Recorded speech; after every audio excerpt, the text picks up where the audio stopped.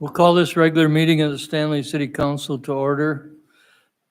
Please note that we have all council members except Mr. Minton here, including our auditor, P&Z director, public works, our city engineer, and our city attorney. For the record, the meetings are recorded, so please, if you wish to address the council, come up to the mic. The first thing on the agenda, we'll jump down and to the minutes. And we'll have two sets of minutes, the special meeting January 25th and the regular council meeting January 11th. Were there any corrections or additions?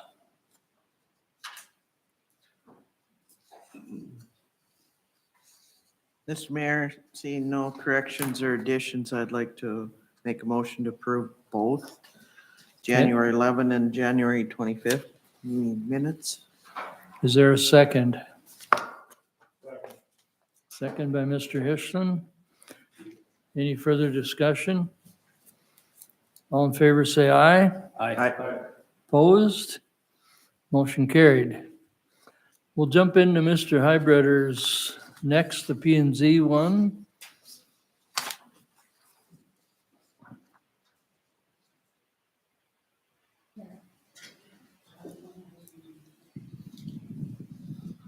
Todd, you can even sit down and be Dave if you want.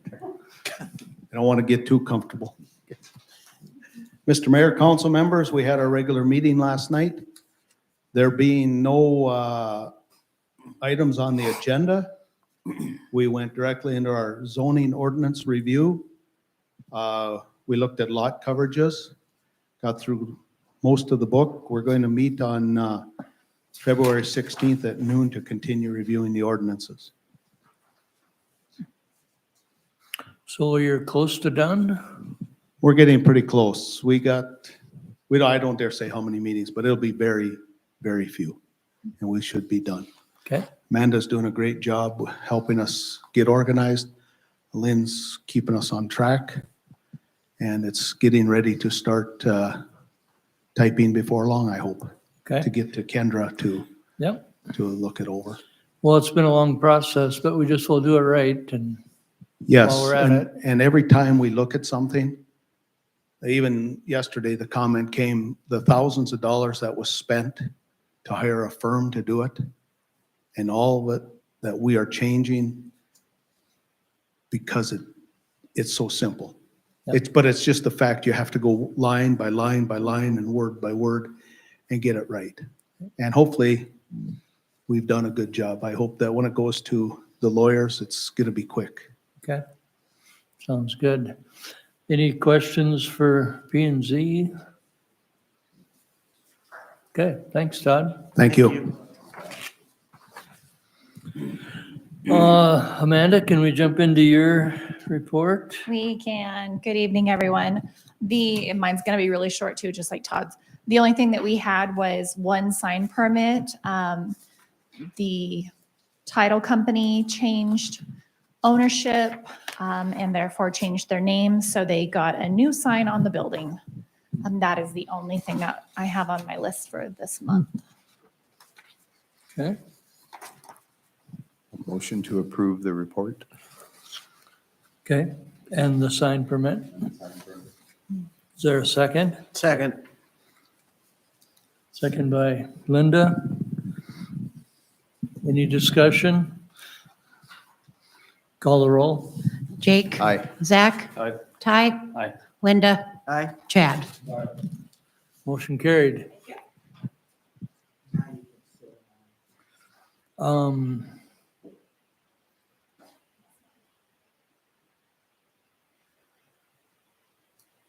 Do we want to jump into the Greenstone one yet, or?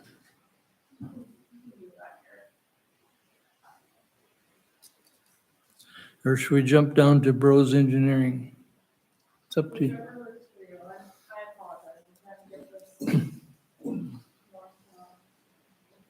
Mr. Mayor, Okay.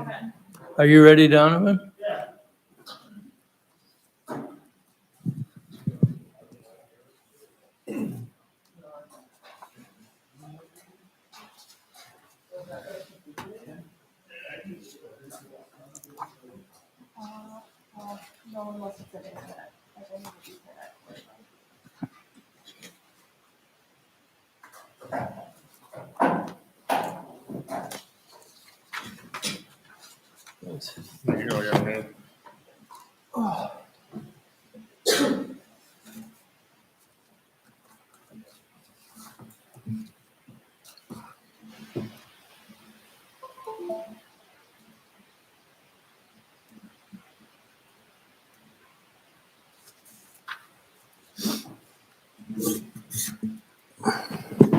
All right, thanks, Mayor and Council.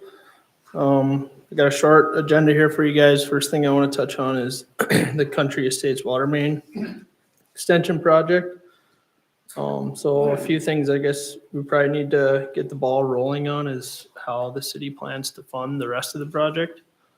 We'll go through the design and get the plans ready and apply for the construction 60% cost share. But then the remaining 40% of the project, does the city plan to special assess that to those landowners? Well, we did that with the sewer. It'd be simpler if they want to do it, whatever you guys think, but I think so.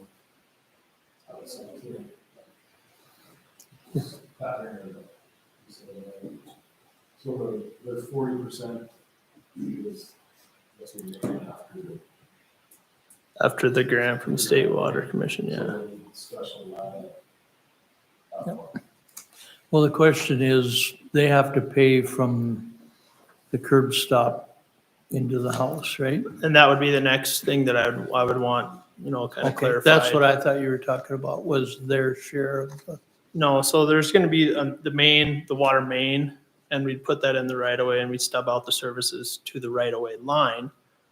And then how do you guys feel about from the right of way line to their house? Is that gonna be the landowner's responsibility and their responsibility to hire their own contractor to do that work? That is how kind of the sewer one went. right? And it just so happened that it was the same contractor doing the work.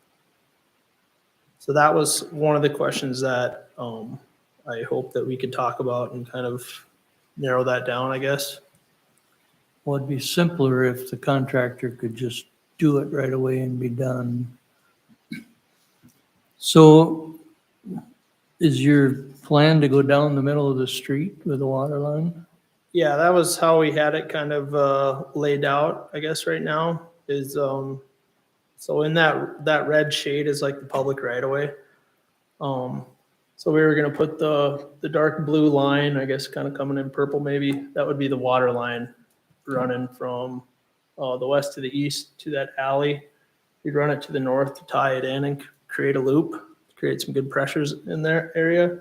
And then we'd have to run a short main down to the south for Nesheim's. And then they would get their service that way.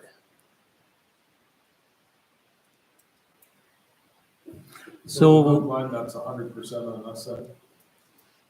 It would be, yeah. Well, no, it wouldn't necessarily be on you. On the west end there. No, everything that we bid part of the project that is inside of the right of way would be 60% eligible cost share. So the main trunk line, the city's gonna pay 40 or special assess it to the landowner. The State Water Commission would potentially pay 60% of that. Right, but when we did that sewer, the city, and there was a chunk in there that we paid 100% of. That was the right on the east side, we called it a transmission That's what line. I'm saying, though, he's talking about putting the loop line on the west end of it, so that we're charging them for two water feeds actually. There's one coming out of the east end, which to the right, up in the northeast corner where you're gonna tie it in. And then you said on the west, you build another short run for the loop, so that you can have better pressure. Right. Right, so we're actually giving them 2 points of feed, so that if it breaks at wherever, you can isolate it and then can still have water. Generally speaking, probably maybe like, Right. Right. That's what I'm asking, the root feed of that, is that? Yeah, and that's something that could be up to you guys, is how much do you guys want to assess to the landowners? I think if we tried to do it the same as the sewer, it would be the east end, that top to bottom stretch, that would be 100% the sewer. Okay, Right, and that's exactly right. and I guess that's fine with me. I mean, we did that with the sewer. And so I say if the pattern is exactly what we do with sewer. And the state would still grant 60% of that. Right. Well, yeah, we could say that we're gonna pay 100% of the 40%. Yeah. We can still let the state pay their. Right. So it looks like down on the bottom right-hand corner where you're going to Nesheim's, why wouldn't you just go to the back of the house instead of coming all the way around? Well, and that really kind of just depends. I mean, we can end the main shorter, or we can run it longer. We could definitely, and that was the other thing, is we're working for the city, and I know that the landowner's essentially gonna end up paying for all this if it gets special assessed. So I assume they're gonna want a good say in this, and they're gonna want to have some good input and say, well, I want my service coming here, I want my service coming there. And that was kind of our plan. We would talk to all of them, send out a letter and say, this is, let's meet, let's talk about this, let's figure this out. And like I said, Every single one of them is gonna have their well in the backyard, so their service entrance to their house is gonna be in the backyard. Everything else, so. So wouldn't the plan be to bore everything right into the basement of them houses? well, that would be there. That's, I mean, that'd be the best way to do it, but yeah. So one of the things I guess that I just wanted to ask about is do you plan on special assessing it? And if you do, you probably want to get started on your special assessment districts. but we definitely plan on special assessing the 40%, Yep.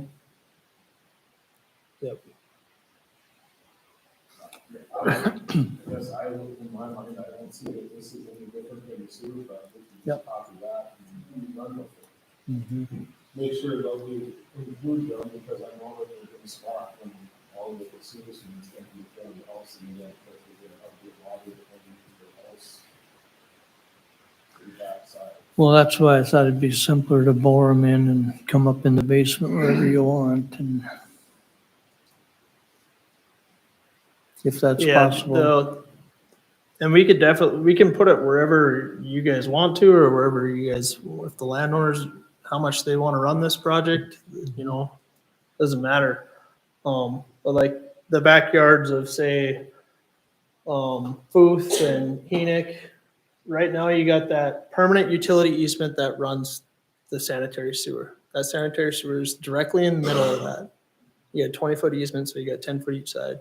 Your water main is gonna have to be 11 feet off of that. So you're not even in that easement anymore. We can definitely look to get more easement and put the main in the back. So I would run it on the middle of the easement. Maybe not 20 foot easement, why don't we set it off to the side so that we always have that extra space to give that some. That's a good question that I don't necessarily have.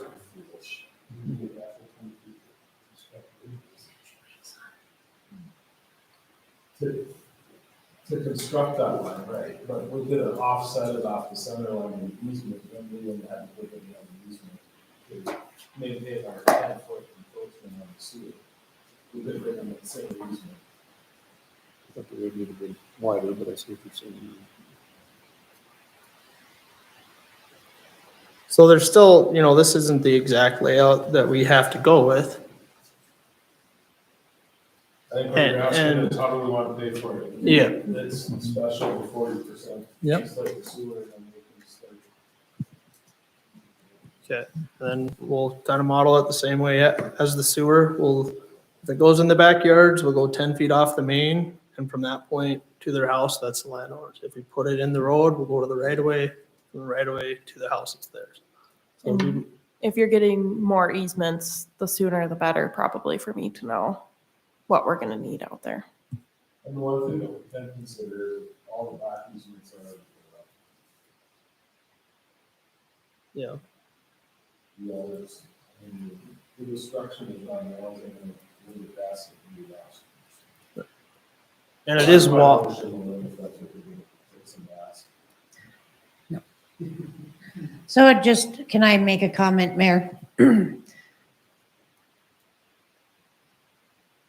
So,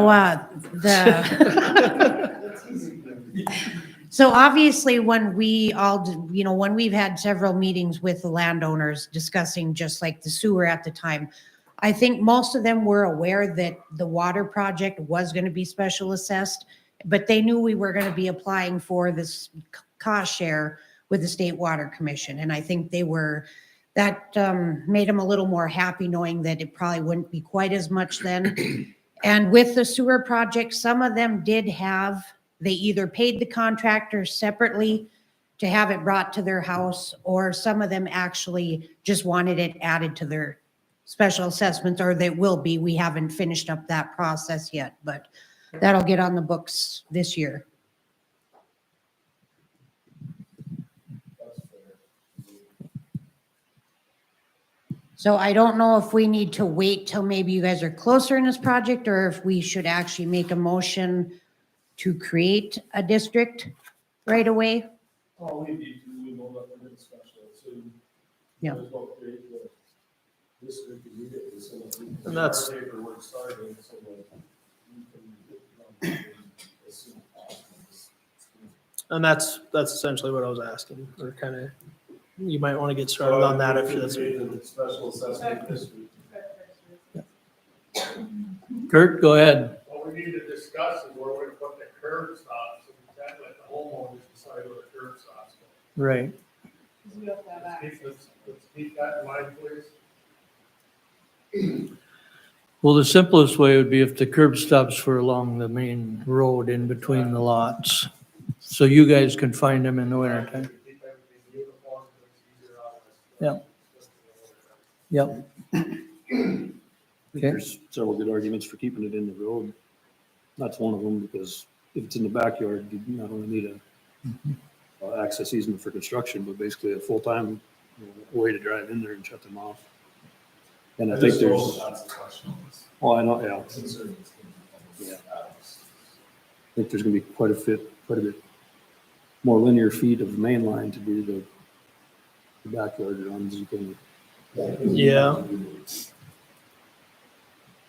Well, I'll second Chad's motion to create the special assessment district. Okay, we had a motion and a second. Any further discussion? Call the roll. Jake, Aye. Zach, Aye. Ty, Aye. Linda, I, Chad. Motion carried.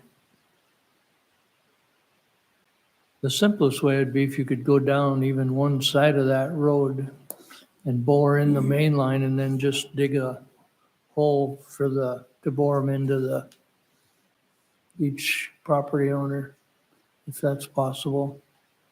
It definitely is possible. I know it's going to be a little bit more spendy to bore it. Okay. So we'll model it kind of the same way that we did the sewer, like we discussed. And we'll go from there. Like I said, we'll have a kickoff meeting with the landowners, send them letters, because I assume they're going to kind of steer the project a little bit. And probably work with Kurt on the curb stops. Okay. Okay? So then I guess, I have a task order to get started on that design of that. Kind of the schedule that we were looking at.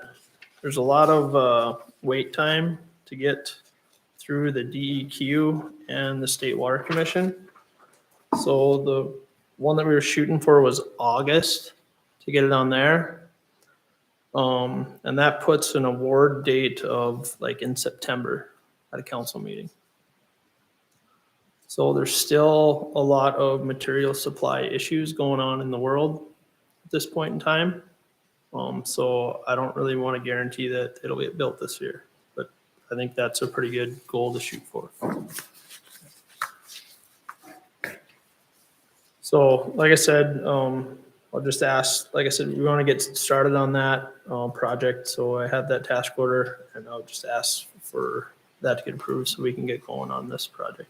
Move to approve the task order for the water project. Second, Second by Jacob. Any other discussion? if you can get any of it earlier, let us know. Okay.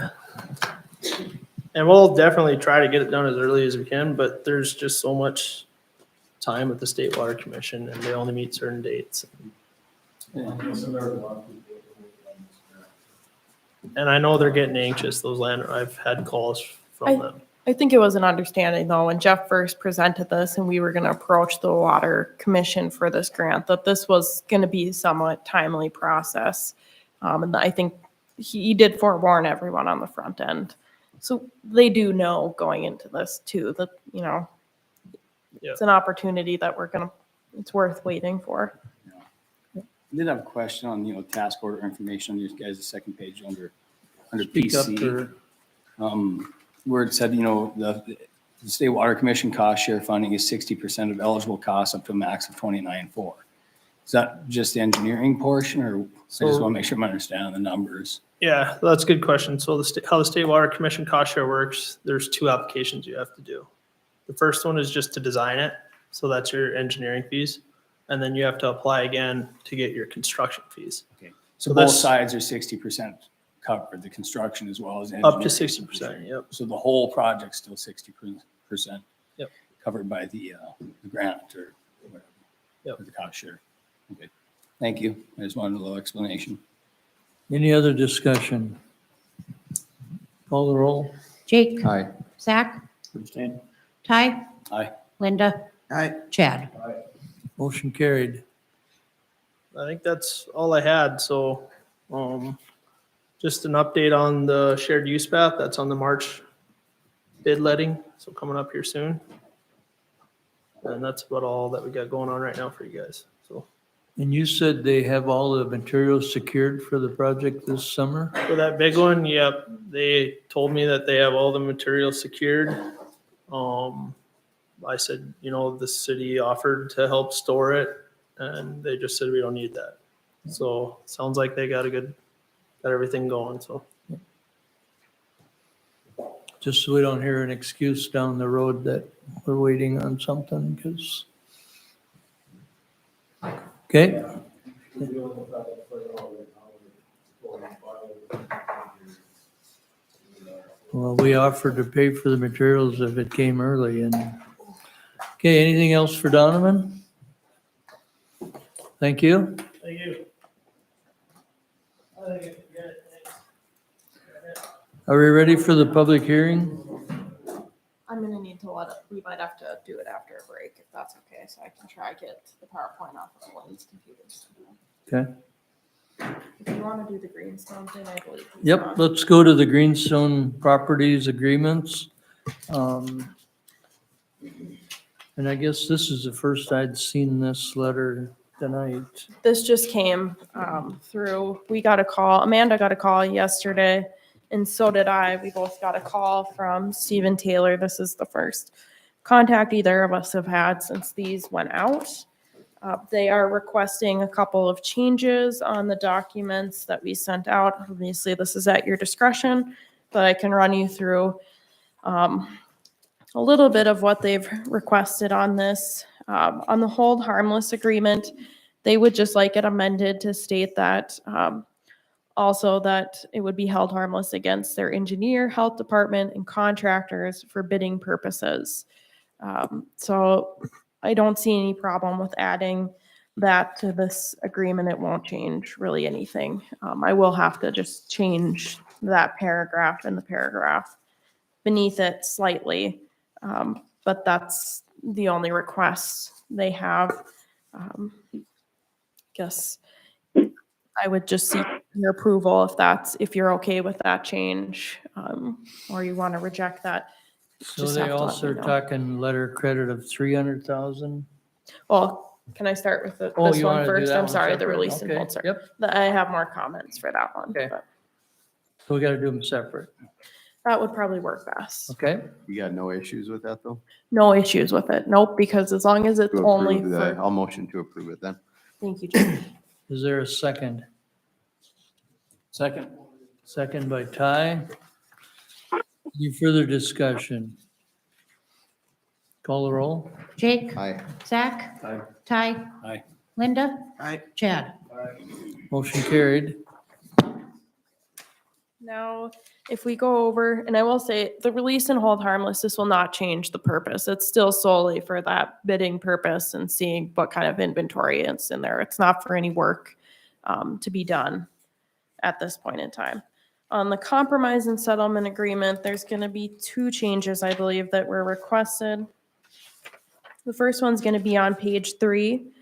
That is as to the letter of credit. They are requesting that you change that to 300,000 within 90 days or at the completion of construction financing, whichever comes first. I guess this is still up to the council because this was something that a point that you all had made on several occasions that you wanted it to be the 500,000. I understand the 90 days that might provide them with a little more time. But it really is the choice of the council, I guess, as to if you wish to change that or not. The reason for that was when they were to fail, then use that money. To tear it down, basically. Yep. And I think the only other change too, if we go back and forth, I would add to this that it would be an irrevocable letter of credit as well. So does that, as far as a building permit, we'd need the letter of credit before they'd be issued a building permit? If that's your Yes. wishes. Yep. Yep, is that in here? I believe so. Yep. Because I don't think they should be able to start until they show that. Right, and I'll make sure that all the things that are in the agreement are accounted for before I approve anything, so.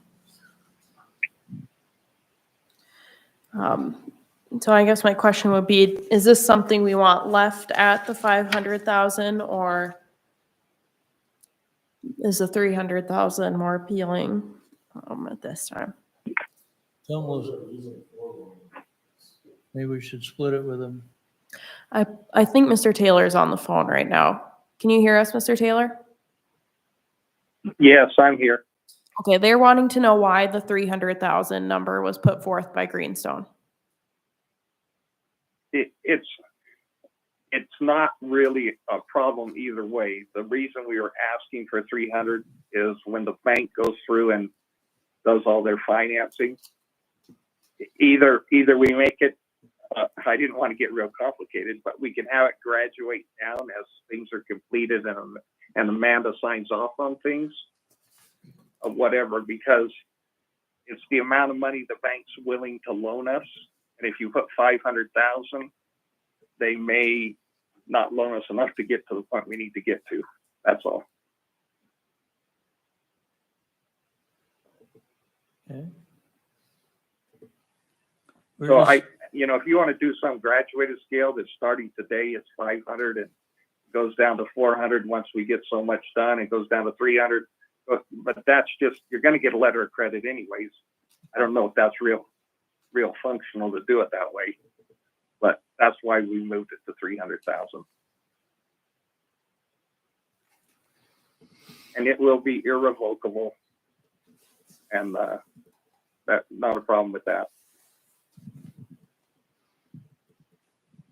Yeah, it's kind of messy when you do the tiered structure one based on progress, but how would it be if we split the difference and made it 400?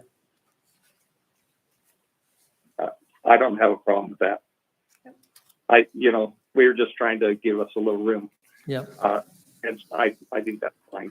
okay. Mr. Mayor, I'd make the motion on that part then. Do Or do we need to Sorry. wait until we do all of them? Do you want to change the time period I don't have a problem with the time period either. Just give to them the 90 90? days. Okay. Okay, Well, it's 90 days. We hope to have it completed well before 90 days. We just put 90 days to drop dead date, but we hope to have it completed way ahead of that. okay, That's my motion. okay. Second by Chad. Any further discussion? Call the roll. Jake, Aye. Zach, Aye. Ty, Aye. Linda, Aye. Chad. Motion carried. Okay, the next change that was requested is on page 5.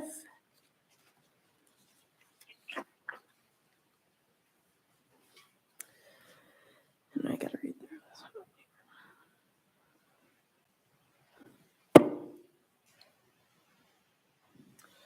So, basically stating that at the end of the 180-day period, if they have met all of their requirements under this agreement, and they're up to code on everything, then the agreement will be fulfilled and we will release the letter of credit if they have complied with everything in 180 days. That's with Amanda signing off on everything. Yep, and that has to be compliant with all codes. I would motion to approve that as well. Is there a second? Second. Second by Mr. Taylor. Any further discussion? No, we're fine with that. We got to vote on it yet, but yeah, I think so. Yeah, I'm still looking at this. I'm sorry. I'm sorry.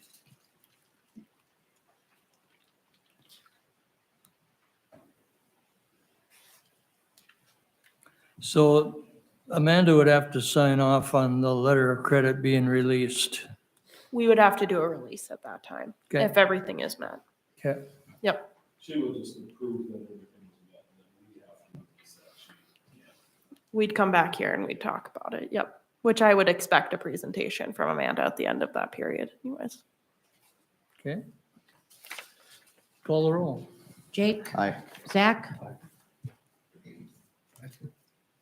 Did he say aye? He said aye. Ty, Aye.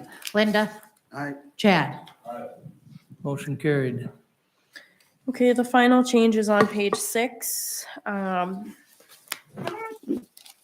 This basically would just once again release this agreement at the time upon the issuance from Amanda of the certificate of occupancy.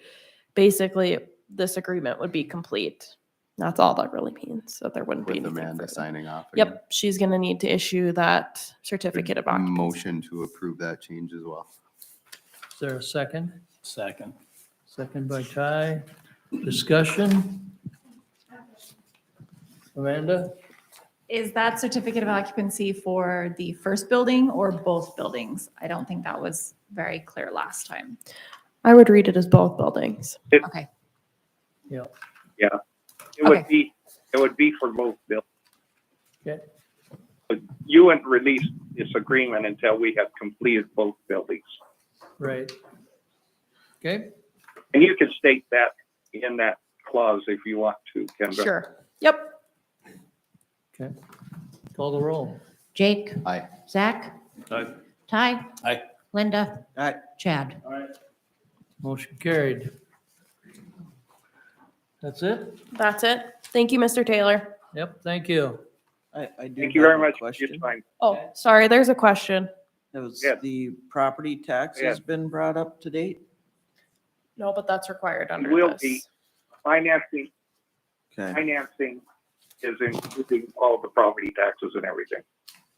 We've already talked about that. Okay, So once we're ready to go forward and apply for our permit, taxes will have been paid in full. okay. Thank you. I'll Thanks get very these, much. I'll get these changes done, Mr. Taylor, and then I'll get it sent back out. Yeah, and just for the council's information, the hold harmless, we're gonna get signed and sent right back immediately. And the agreement with, an insurance document showing we have insurance. We do have the health department and an engineer going on site the first week in March. Okay. Thank you. Okay, you bet. Okay, let's get the visitors committee out of the way. I see George is here. Before we jump back.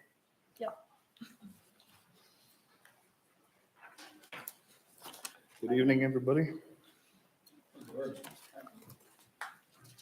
Is the button on? Yep. Okay.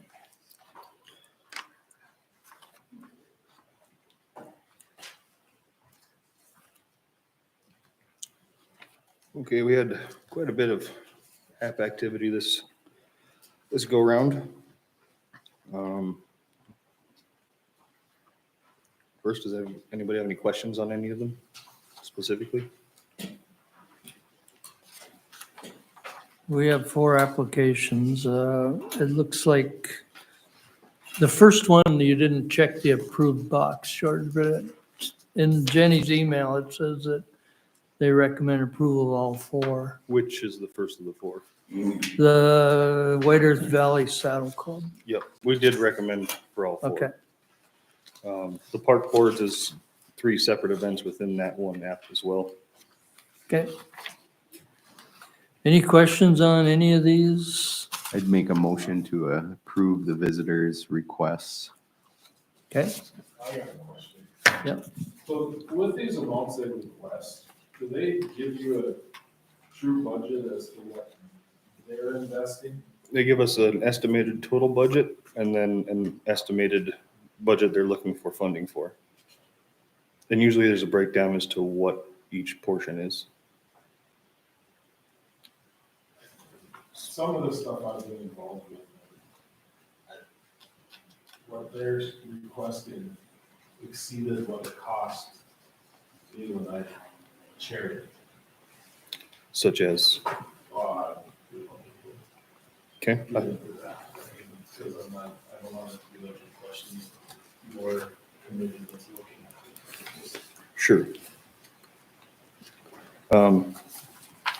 Well, for example, if you take like the park board, there's 3 of their apps, they have a amount they're requesting for funding in total. And then there's a breakdown of what they're requesting for on the second page.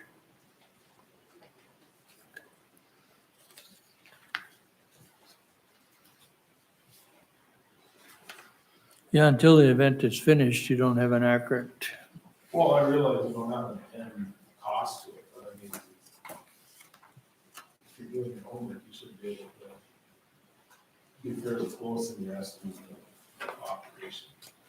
And, you know, the one thing that really popped out for me is like guns, they have it listed straight out on the park where the guns are getting. Is that all right? Or Probably if they're following gaming regulations. I mean, I don't know specifically without doing research into that. It doesn't exactly affect our provision of the visitors committee under Century Code. It's a pretty open, yeah, it's pretty much anything that's can be used to promote. Even I if they know. use a secondary entity to run the raffle, et cetera, us promoting it and paying for costs towards that promotion are still bringing people and tourism towards Stanley. No, and I'm not questioning that, I was questioning the idea that I understand. We struggle with the same questions from time to time. We kind of have a base criteria, I guess, that we work from.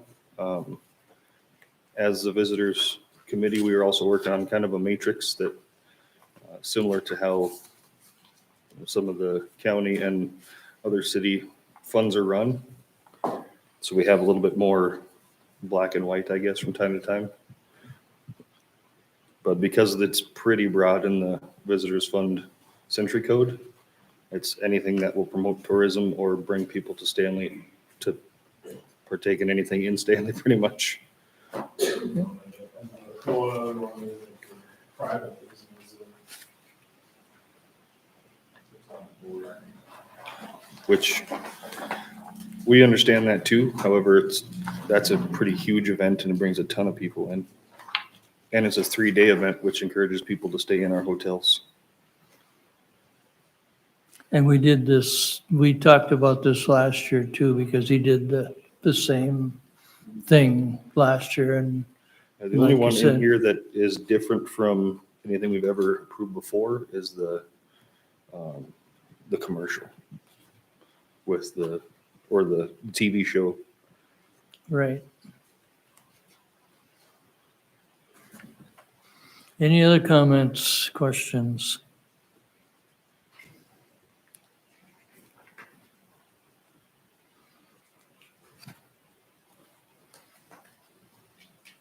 I'll still make the motion to approve them. Okay, is there a second? I'll second it. Second by Linda. Any other further discussion? Call the roll. Jake, Aye. Zach, Aye. Ty, Aye. Linda, All right, Chad. Motion carried. Thank you. Another thing for the Visitors Fund, we have one of our chairs stepping down, Chase Lindberg. In lieu of the amount of time he has to focus towards it, he's asked to step back. We do have a nomination or recommendation in Andrew Rogers. He's the parts guy out at Gooseneck. I think he'd be a pretty good asset. So I believe all of our roles are appointed, so that'll be up to you guys. Move to accept that recommendation. Second. All in favor, say aye. all Aye. right. Opposed? Motion carried. Thank you. I'll let him know. We'll tell them it was unanimous. Perfect. Okay. I cornered him this morning. You're right, he's a good guy. Yeah. The only thing he said is, does this mean George is my boss? Said, no, Jenny.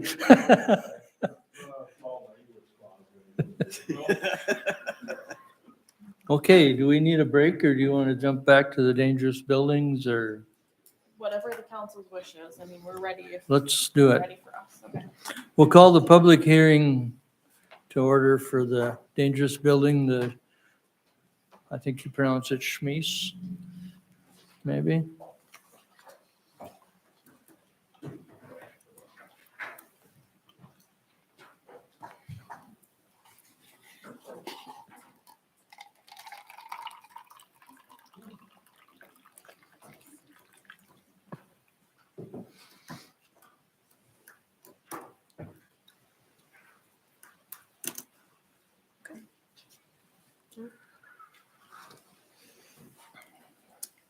Do you want the handheld mic?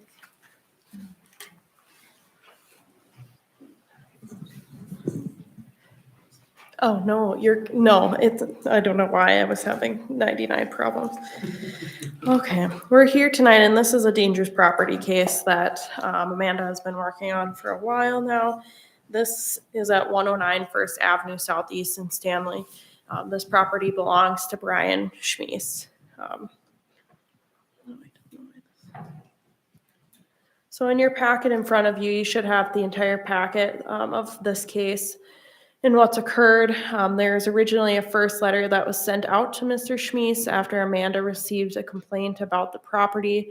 That letter was sent out to Mr. Schmies back in October 11th of 2021 saying it's come to our attention. This has various violations of the City of Stanley ordinances for dangerous buildings. We would be requesting access to your property. If we do not get access to your property, we will seek a search warrant, an admin search warrant to enter the property. He did not reply within the 30 days that were allotted under that letter. We did apply for an admin warrant that was granted to Amanda. She did perform the inspection on it along with the police department, which is permitted under our city ordinances. And at that point in time, there's various violations, which resulted in the letter on November 19th, stating what those violations were, that they needed to be made up to code in 30 days per our ordinance. That was also sent out to Bremer Bank because Bremer Bank does have a mortgage on Mr. Schmies's property. We will note this was sent by certified mail. We have receipts from every letter that was sent out. The letter informing Mr. Schmies that he was not in compliance. He refused to sign for it and refused service on the letter. So it was sent out per our ordinances. He just refused to take service of the matter from the City of Stanley. So we'll move through a little bit and Amanda will be able to talk a little bit more about the contents here.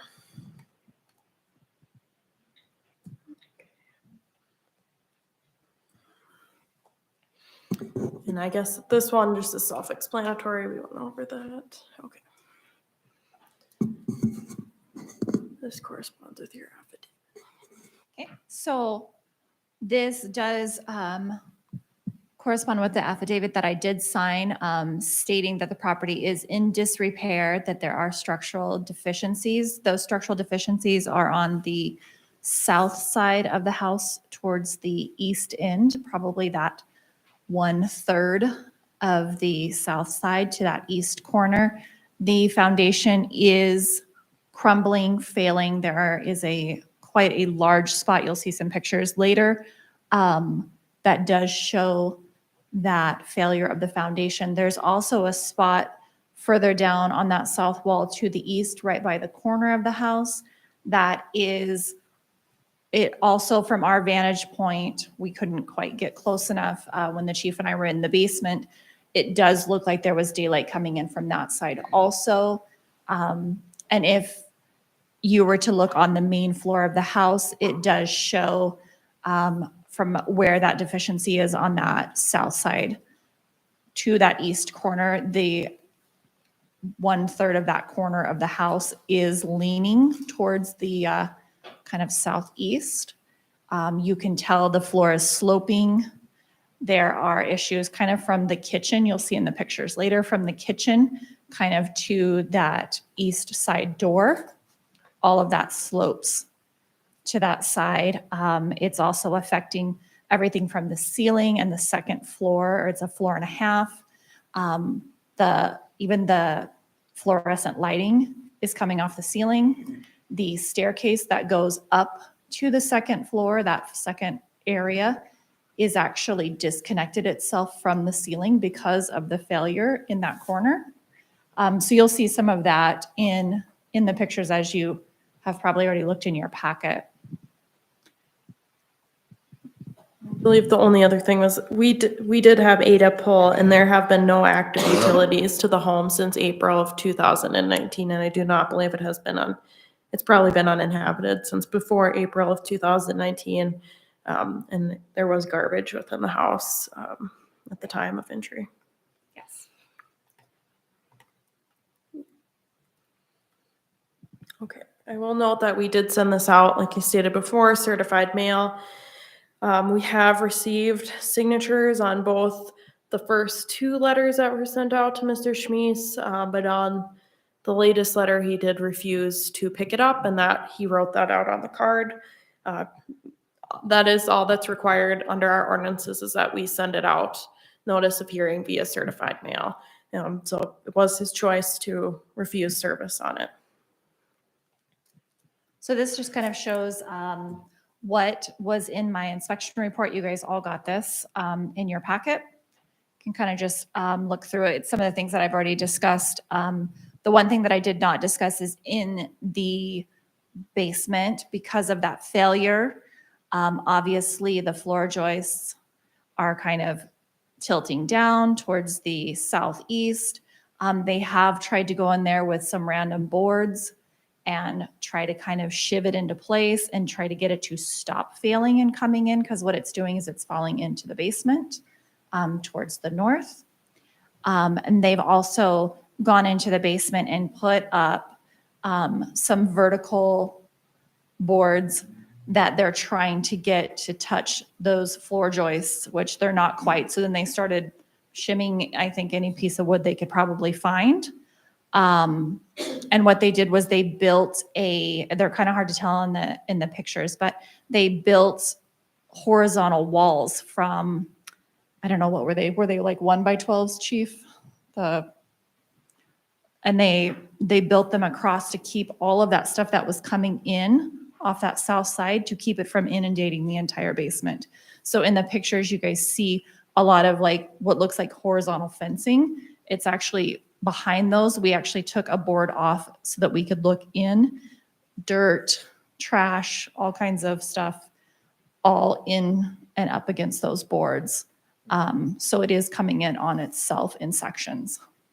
There was also animal tracks and such in there. You could definitely tell that something had been in there, and that whoever was in the house was aware of what was going on in the basement, because they did try to make some type of fix to it. Unfortunately, I don't think that it helped very much.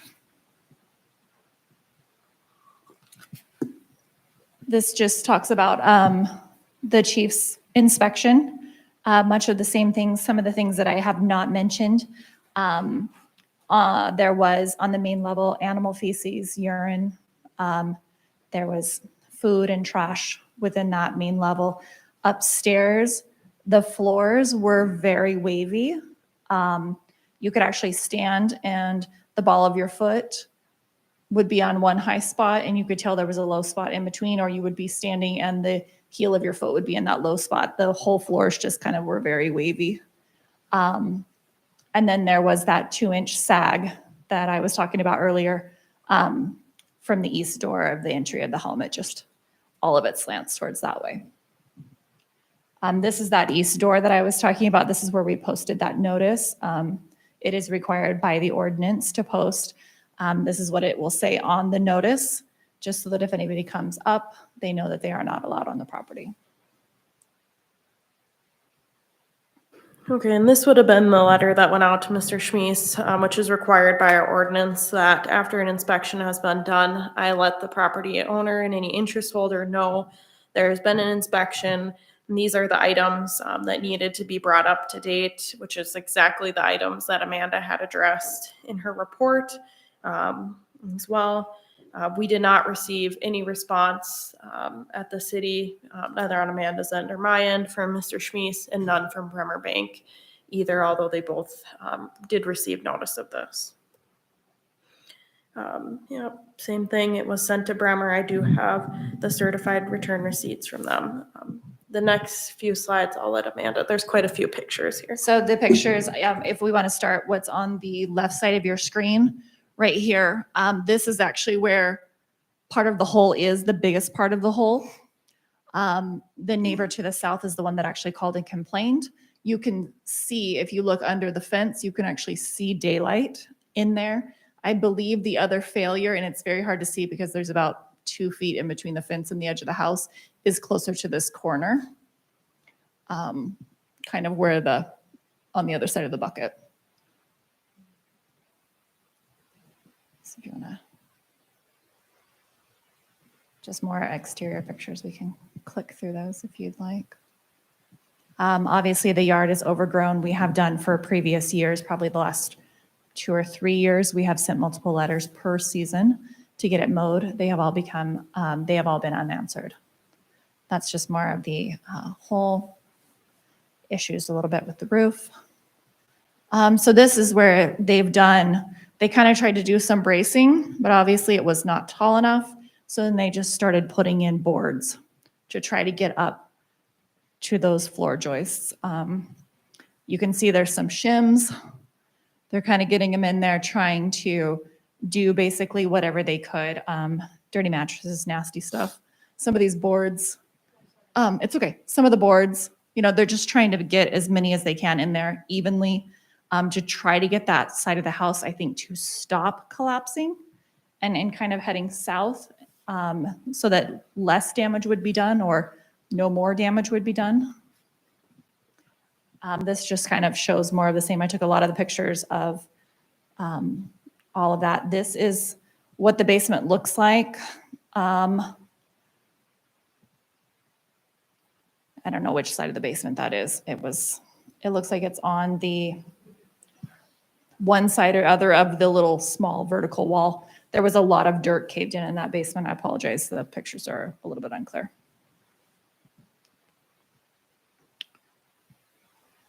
So just different pictures around if you want to just click through.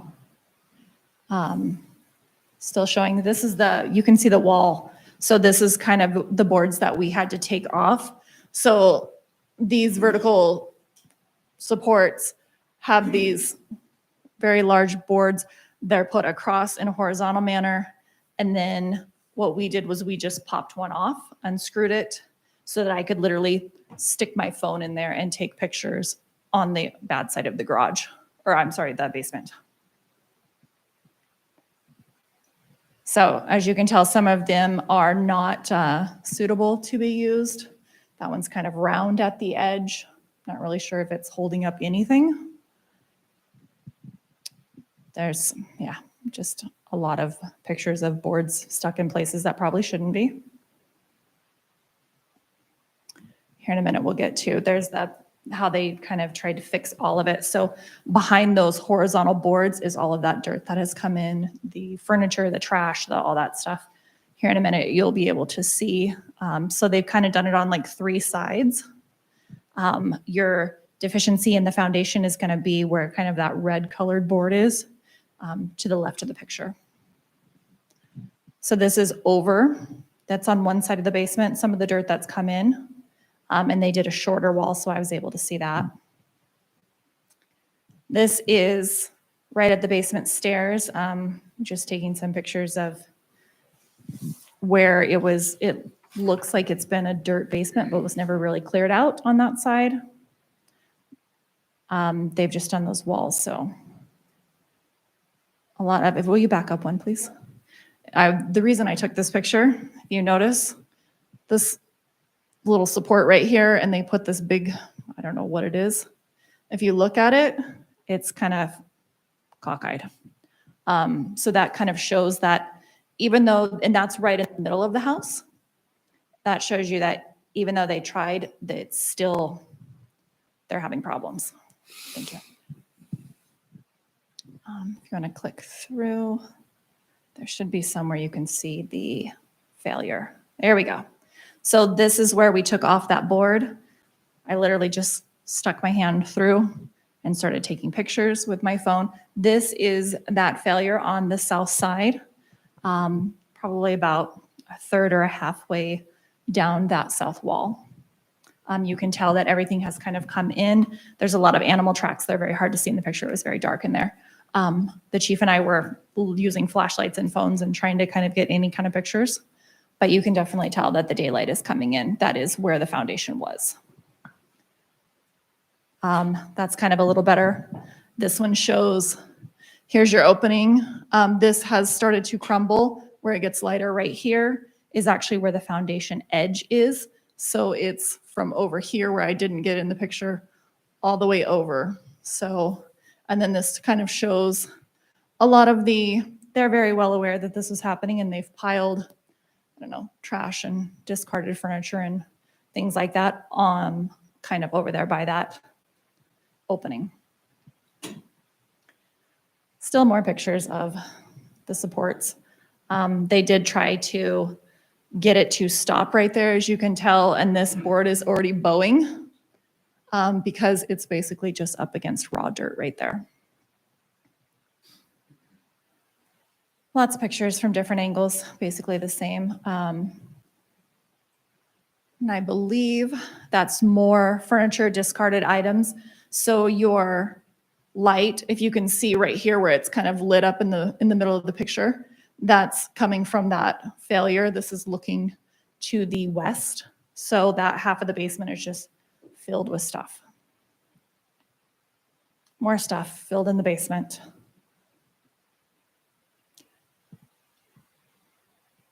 I think we can keep going. And I believe some of these, there is a, right here, it's kind of hard to tell in the picture. So this is the edge of that first opening. Over here, it looks like, and it was very hard because we couldn't get over to this side. It looks like there is another failure over there because it does look like, and there's no window on that side, but it does look like something is failing right here and that dirt is coming in. But I was unable to get on the other side of this wall and get in there because the dirt was pressed right up against it. So it would have been unsafe for us to take any of those boards off. It does make sense though, because that side of the house is, it's not just that south side, it's that southeast corner also. So I apologize, I took a whole bunch of pictures because you never know how they're going to, that's the board that we took off. It just kind of shows you what we did. That's about at my height so that I could stick through shoulder height and take those pictures. I always want to overtake pictures just because I don't ever know what we're going to need and what we don't. And it was so dark down there, I didn't know how well the pictures were going to end up turning up. And of course, these search warrants are only good for 24 hours. Just shows you more dirt, more caving in. I'm not really sure how long ago they put up all of this to try to keep that structure from falling in on itself. It's kind of hard to tell. There was, broken TVs down there, broken furniture. You saw the mattresses and stuff up against it. So I think it's been there for a while. This just shows kind of some of the electrical stuff that was down in the basement. We were just taking pictures of pipes. There's that. Again, you can tell that it's leaning. The post itself is kind of leaning to the north, and this big piece of wood that they have is kind of turned, not quite sitting north and south. Those are the basement stairs, very dangerous, very flimsy. Chief and I had to be careful to only have one of us on the set of stairs, obviously no railings. There's another one where you've got board on top of board on top of board, and they're all kind of sitting wonky. This is the main level. This is right when you come in the back door. Lots of dead stuff, feces, etc. That's into the basement, and that back door, it's very hard to tell with these pictures with this whole area and then kind of back towards the kitchen. All of that area is what is sloping down, including this. So I believe that failure is somewhere on this picture. That failure is directly kind of underneath there. So this whole area from here towards that corner of that back door that you guys just saw, all of it kind of leans that way towards the southeast with these areas. This staircase, we'll see another picture of it here in a minute. Up here is where it actually came apart from the ceiling. That's when you can kind of tell. If you can see the little shadow, you can maybe just under an inch or so gap from the ceiling to the top of that staircase. Basically just taking pictures of, this is all the main level, showing just kind of the general condition of it. Lots of animal feces, urine stains, etc., kind of everywhere.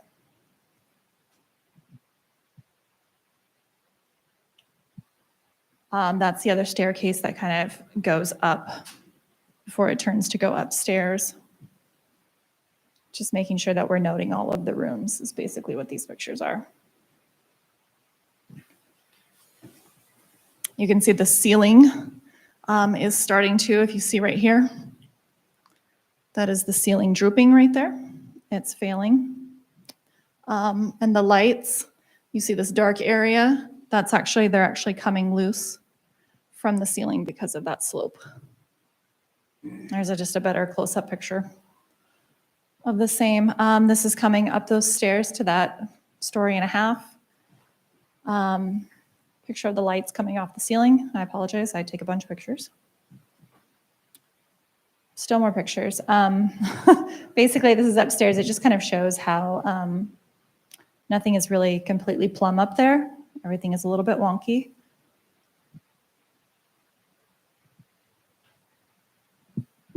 Yeah.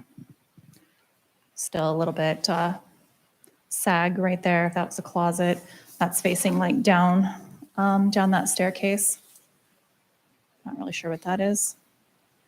That's another picture. I was trying to get as many as I could to show. It's very hard when you're taking pictures on an iPhone to show. There's a good picture right there where you can see that used to be connected and now it's not because of that slope. More pictures of that area. So I was trying to get pictures of the floor. It's very obvious when you're walking from the kitchen towards that east that you're walking and you're pitching downwards. I was trying to get pictures, and the linoleum was shiny because of the light. I was trying to get pictures where you could actually physically see the floor. But unfortunately, it was not working. It also just kind of shows just general what the areas look like. Some issues with the drywall in that area. That's right to the north of that back door. That back door framing is right there. It looks like there's obvious cracks in the drywall and such from settling. That's on the ceiling, right above that area, just the same general condition, and down that wall. You're okay.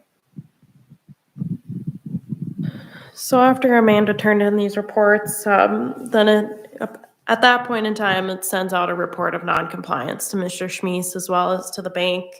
The deadline for Mr. Schmies to make the repairs, which would be the end of that 30 days from when he received the letter, was December 20th, 2021 at 5 p.m. No repairs were made, no communications from either the property or the interest holder or Mr. Schmies. At that point in time, that's when you would have gotten the report of noncompliance from Amanda on this property, asking for us to have the hearing today, which is what she's gone over and why she's marked this as a dangerous building.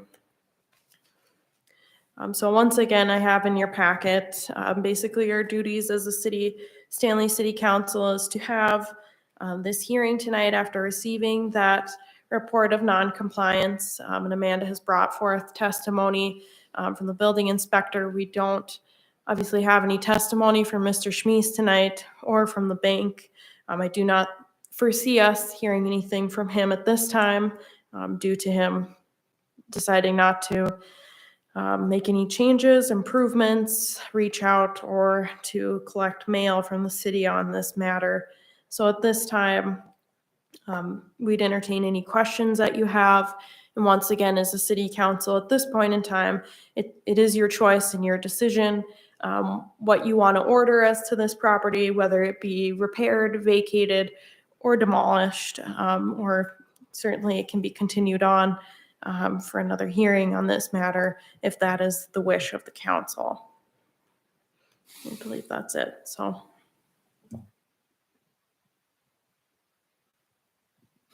We don't have any building permits for this one. There was not any permits from Mr. Schmies for this property. Okay, comments or questions?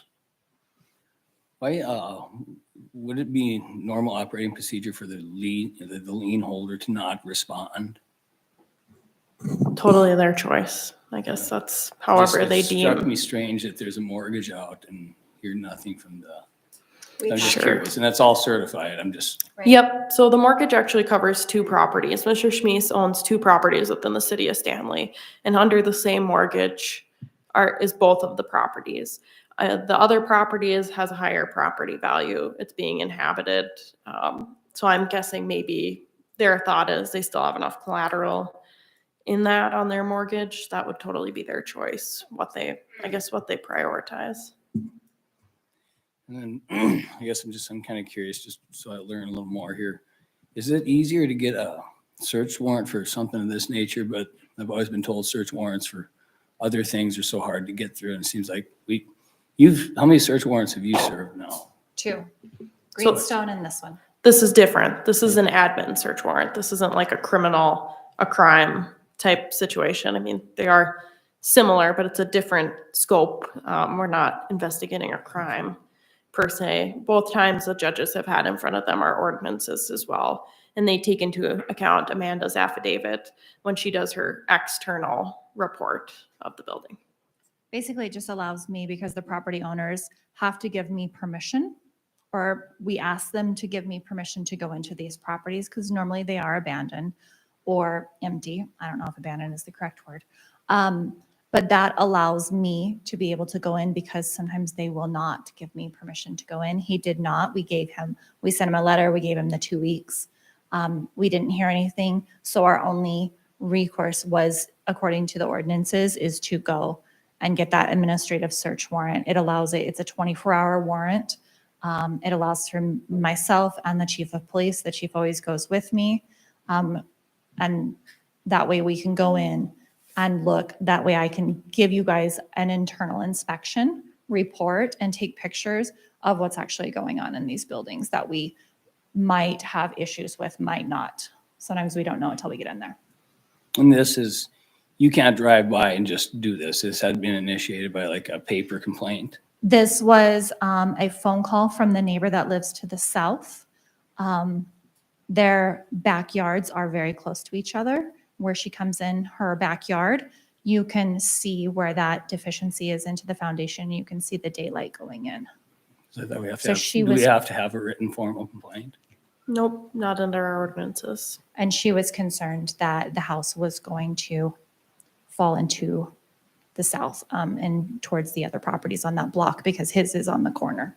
Okay, so a phone-in complaint on record will suffice then for this sort of issue. Well, Amanda, they're under chapter 10 for dangerous building ordinances, which you probably should have a copy of that in your packet, and I can provide that to you again.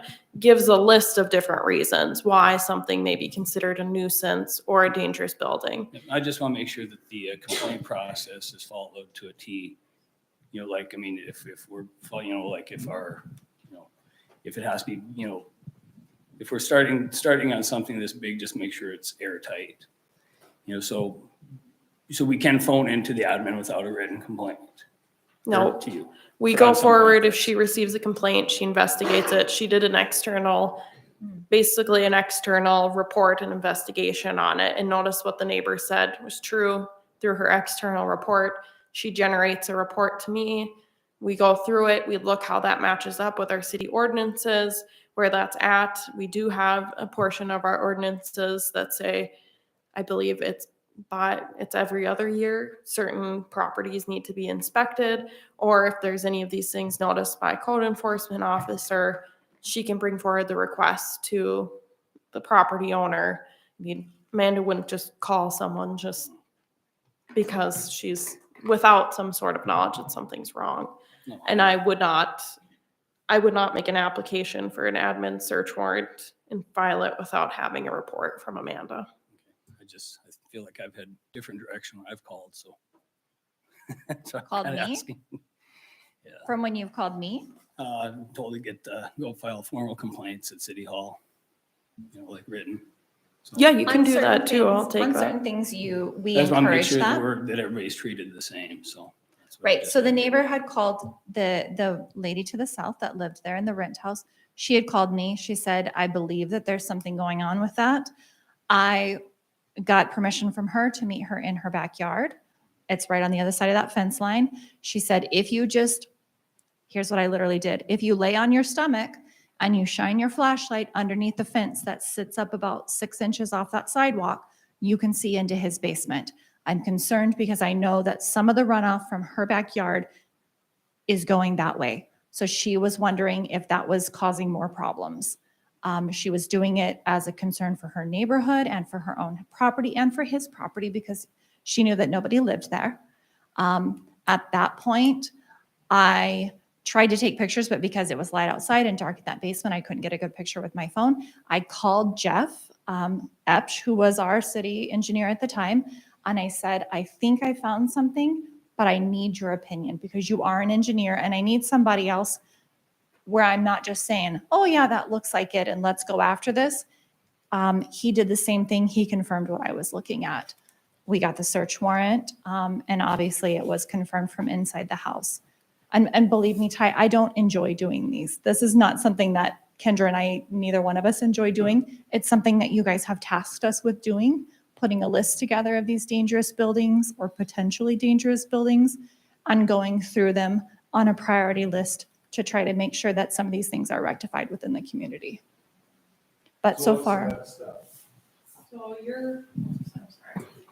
basically now, after the council's had the hearing, as per ordinance 10.0205, at this point in time, you have held your hearing. So the council will make a decision like the Greenstone buildings, whether you want it to be vacated, repaired, or demolished. And that is the choice of the council. As to that, we would do the same and make a written finding of fact as to whatever the determination would be of the council based on the hearing and what has been presented to the council. So that definition, Correct. And vacated could also mean that it continues to be posted saying, you can't go in here, nobody can, Rent it. it's a determination that nobody can inhabit this building at this time. I guess my opinion is to send him one more letter saying that our option right now is to tear it down unless we hear from you. We'll push them both a little bit, but then let them know that it's not just, we want to talk to you anymore, we need to tear this down unless you can come and bring us a plan that shows that you're gonna rectify it within. We could do a very similar sort of settlement agreement as to Greenstone, where we would revisit what the council would like, what milestones you would like him to meet, or requirements for timeframes for repair. And then it would be his choice to sign off on that.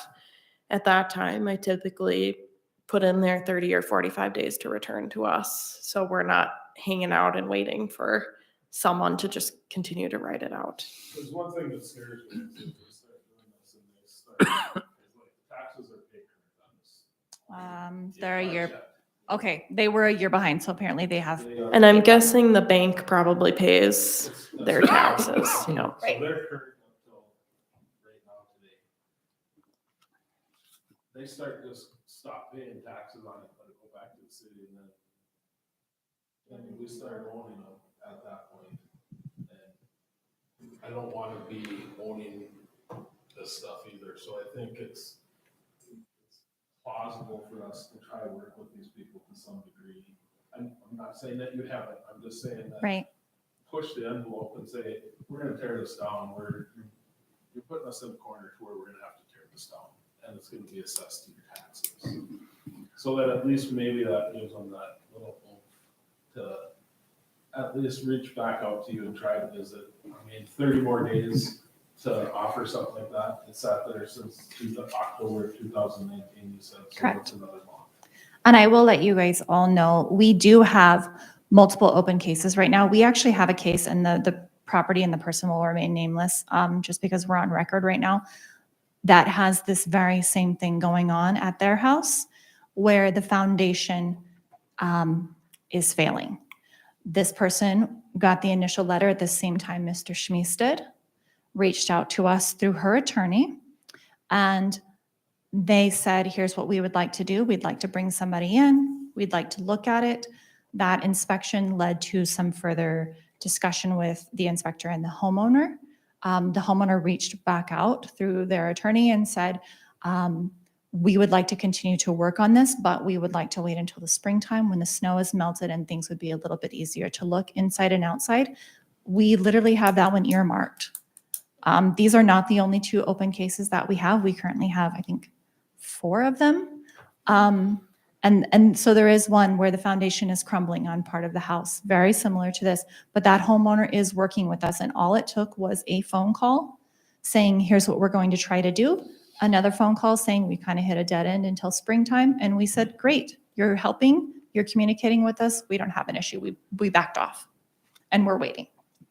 And I think that's the route we go on this too, just to at least you're, force him to talk to us because Right. he said you don't have to accept that certified. That very well might happen again. I can send out the compromise agreement. I would have it ready by next council meeting, so you all would review your findings of fact, asking for it to be reviewed, and if there's anything specific you would like included, or we kind of want to keep it under similar means as the Greenstone, obviously without some of the stipulations because they're in a little bit different of a situation.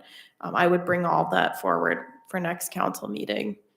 Then we would send it out. And I would obviously inform you if he signs or doesn't sign. If I don't hear anything, or if I hear something back, or Amanda does, Right. we would let you know. I think, I guess where I'm at on it is knowing what we know about the foundation. In my opinion, the top priority is just to make sure it stays vacated until we know it's been repaired. We probably need to leave demolish on the table just as a bargaining thing, but I also don't want the first building to come down, be one with new windows and new siding and the roof, it just doesn't, it won't look right in my opinion. It's an but- oddity, yeah. It is, because when you drive by it, it's like Ty said last month, when you drive by it, there doesn't look You like wouldn't there's know. anything wrong with it, except that the grass is overgrown. But unfortunately, the outside and the outside and the inside are very, very different, and that's really upsetting to Kendra and I also. It would remain posted to be Yes. vacated the entire time. That's not, with the condition it's in, it would be way too concerning to let anybody go. Okay, I guess my concern is to the neighbor to the south. Is this gonna ruin their yard if we just keep putting it off type thing? Not from what I see. Well, I mean, it's growing. It is, and when Plus you when the got- snow starts to melt and stuff, all that Yeah, is you gonna go got into that The basement from thaw that south starting house. and Mhm. so, I mean, It is. I would hate to see us get into an issue with neighbor to the south. Right. I mean, yeah, we're trying to do something, but I won't want to see anything happen to their property. No, and yeah. I totally Because agree. obviously this person, he's basically washed his hands of it. I mean, if they've got another property, they're just going, The other property is in compliance. There's no way. there's well, and no I way- mean, yeah. this is No, what I they're know. doing. That's- They're just going, completely opposites. well, Mhm. I don't care about that one. So So any, what? any other comments on this? Is that hole secured? Can a kid crawl in there? Yeah, I would Situation say up. an adult, I could crawl in. I guess, I guess I worry about stuff like that. Right, I don't know if I More could, so, we're concerned about open well pits.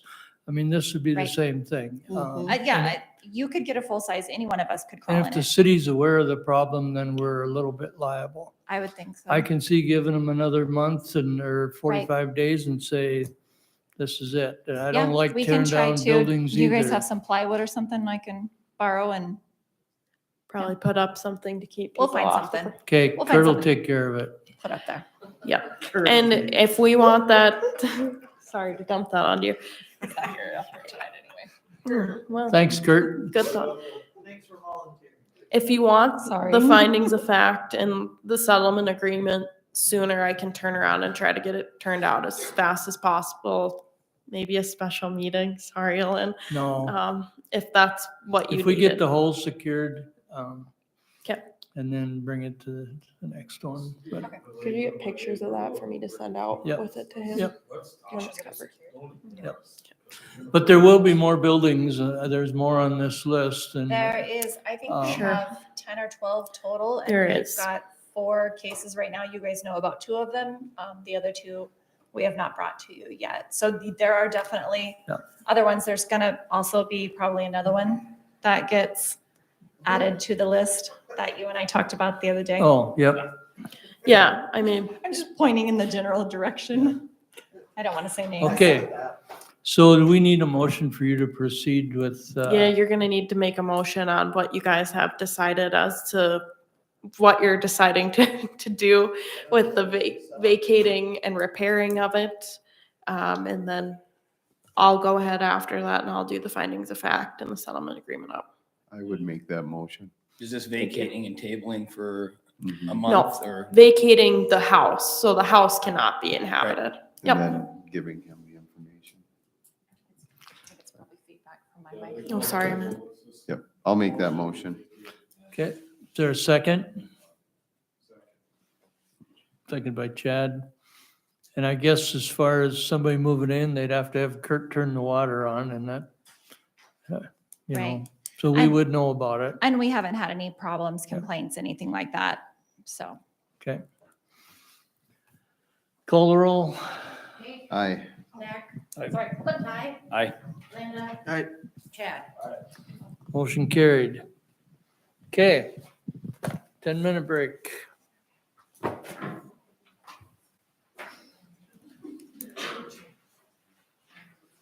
Yeah, it's too bad there's new,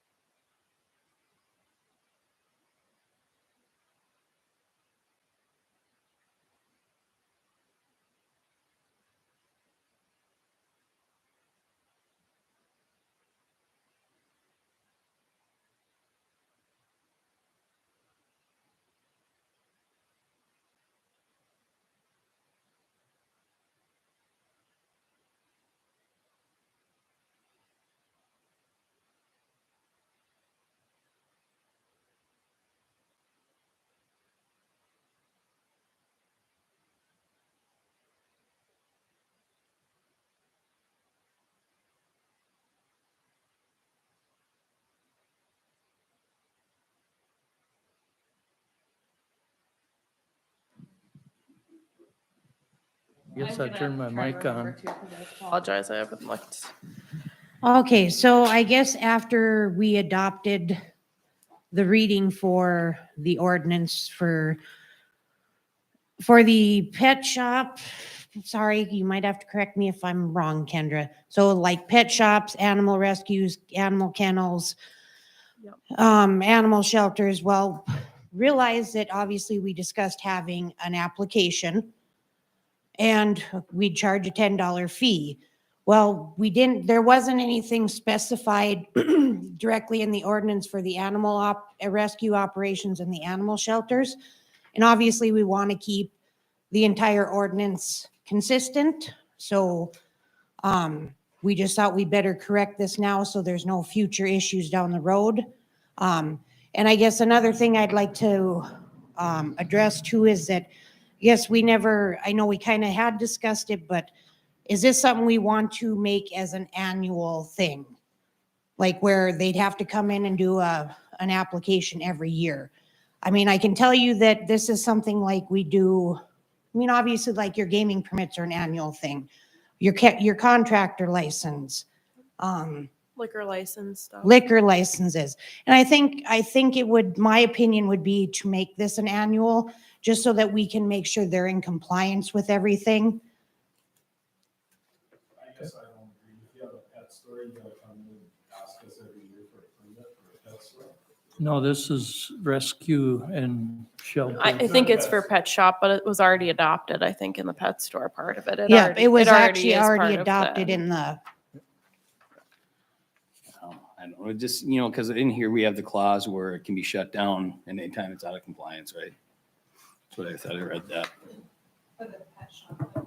Not, okay, Yeah, so we can't on the, you've already adopted it on the pet shop to have the annual. But it does have to be inspected a minimum of 2 times per year. That is in the existing ordinance. That part hasn't changed. The only thing that was changed was the annual license fee. I mean, by definition, a pet shop, like they open a pet shop, on this week, not have any animals in there, so food, collars, leashes. That part's already, we're not, nothing today, those to do with the pet shop. The only thing that we're asking to amend is the animal rescue and animal shelter to include that portion of needing the application. An annual I license swear I or read this permit. last night, though, where we can shut it down anytime. I thought I read that right here. Well, this would be the first reading. Is it already in there that it would, that they're inspected twice a year? Yes. Yep. So the only thing that we're asking for right here is to add that the license would be an annual license? Was it more than that, Ellen? I'm sorry, I don't have the, There was a penalty Right there, line 8. thing too.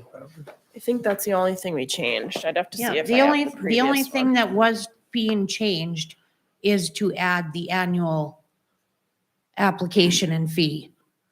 And I would maybe ask for sure that you have to do the I guess our purpose was every other provision under here or in this chapter, the pet shop and I believe the kennel also have to do an annual application. I would have to pull open that here and check.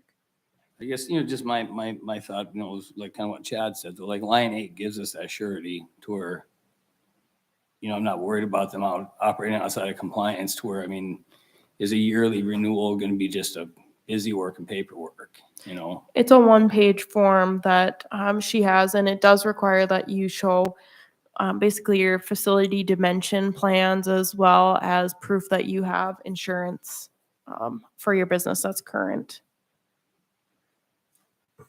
I don't know, I agree. I think it's a little bit of overkill if we already have that they're being inspected twice a year. I mean, I guess the only thing I gotta say is this is something we actually require of our contractors. Because that way we can also verify that they are in good standing with the state. So I mean, this isn't much different. Obviously, it's a little different scope, but I mean, obviously, we just want to make sure they are in good standing with the state and that they're in compliance. They have no violations. I mean, even, like I said, it's already stated that they'd have to have inspections. Right.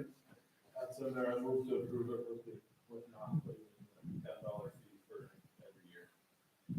It's already part of it as it is. Second So by would you Ty.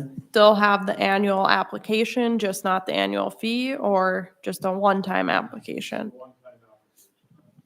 I don't see that anybody back every year to apply for an application.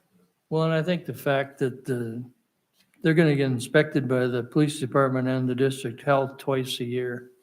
So they'll be keeping an eye on them, or they have the ability to inspect it at any time. Okay, So just to be clear, as adopted right now, though, the pet shop portion still remains that they have an annual fee, an annual application. Just so we're aware. But the animal rescue would not. How do you amend the pet shop? Because I don't agree with that myself. I don't think that a pet shop needs to pay a $10 fee every year until an application. we'd have to have another amendment to that one, right? I'd have, yeah, I mean, I'd have to remove that from, Only a boutique every year to do retail sales. Looks like implement doesn't do it. Well, with Magnolia Boutique and Gooseneck Implement, you don't have feces either. What if you don't? What So about my example if you don't have pets in there though? What if you just have? I think it should be an annual, just like a liquor license or a gaming permit or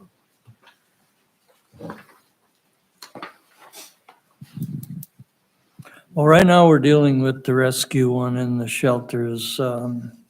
We have a motion and a second to not require an annual fee.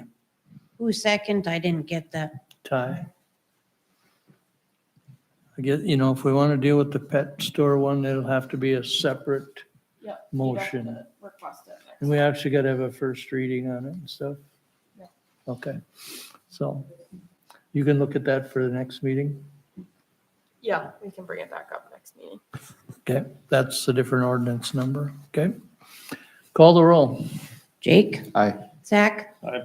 Ty? Aye. Linda? nay. Chad? Motion carried.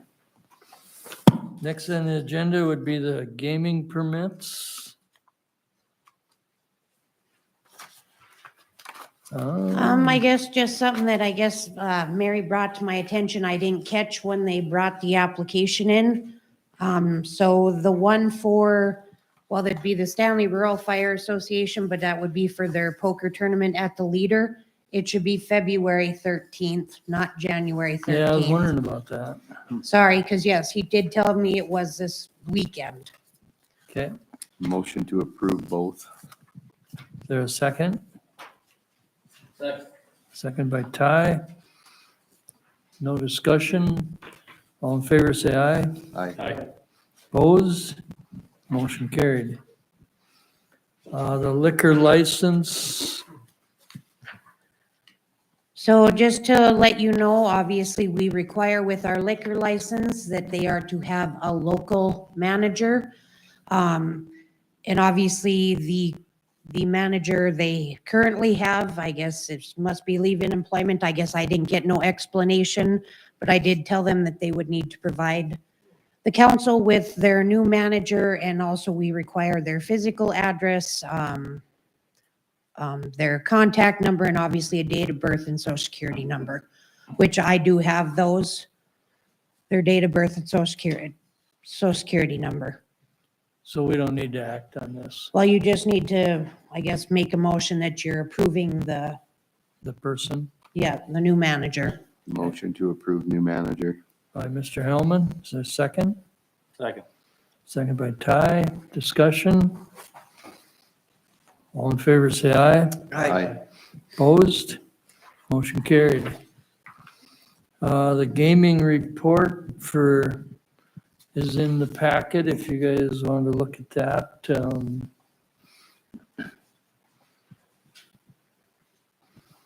This is just from the beach bar. I mean, it's.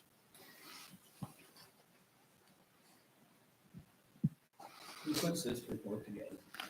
Probably the state or, Sorry, what did you say? Who puts this report together? Well, before it used to come from Kenny Halverson. I actually had to contact Shane Odness because I had realized we hadn't received one in quite some time. And I guess he was maybe never aware that he was supposed to submit one to council. So I did tell him I needed him to get me a report from 2018 to at least the most current that he, that they had. So we don't need to do anything. This is just an FYI. Just a motion to approve the gaming report. Motion to approve gaming report. Second, Who second? Chad? Chad. All in favor, say aye. Aye. Opposed?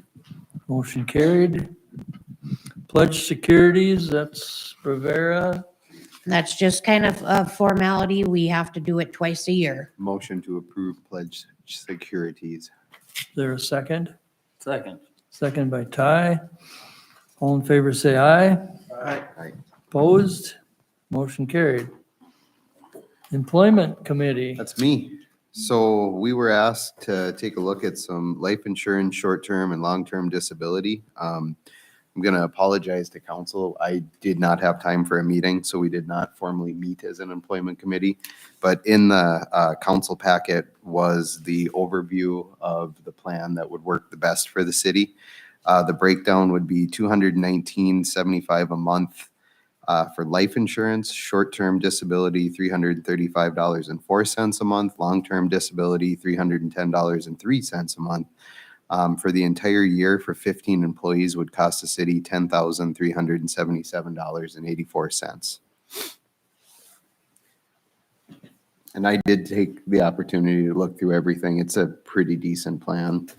It would cover a lot of people, and my personal opinion is $10,377.84 a year for our employees is, I think that's doable for the city, especially for life, short-term and long-term disability. Well, and this is probably something we should have looked at years ago, that you don't think of it till all of a sudden you might need it. And, Right. And we were on a bit of a time crunch. That's why we just threw it on the agenda for tonight rather than waiting for another month. So I guess my motion would be to go with, I think it was the Mutual Omaha plan. Okay, And like I said, that it ends up being $864 and some change a month, and it amounts to $10,377 a year. And as long as my reading was correct, that covers 15 employees. Yeah, so okay. that I would motion that we adopt that as a city and put it into the, And it would probably be better to take it out of the general fund rather than Lynn splitting up all these into all the separate departments every month. It'd be a kind of a little extra paperwork, but I'll second his motion.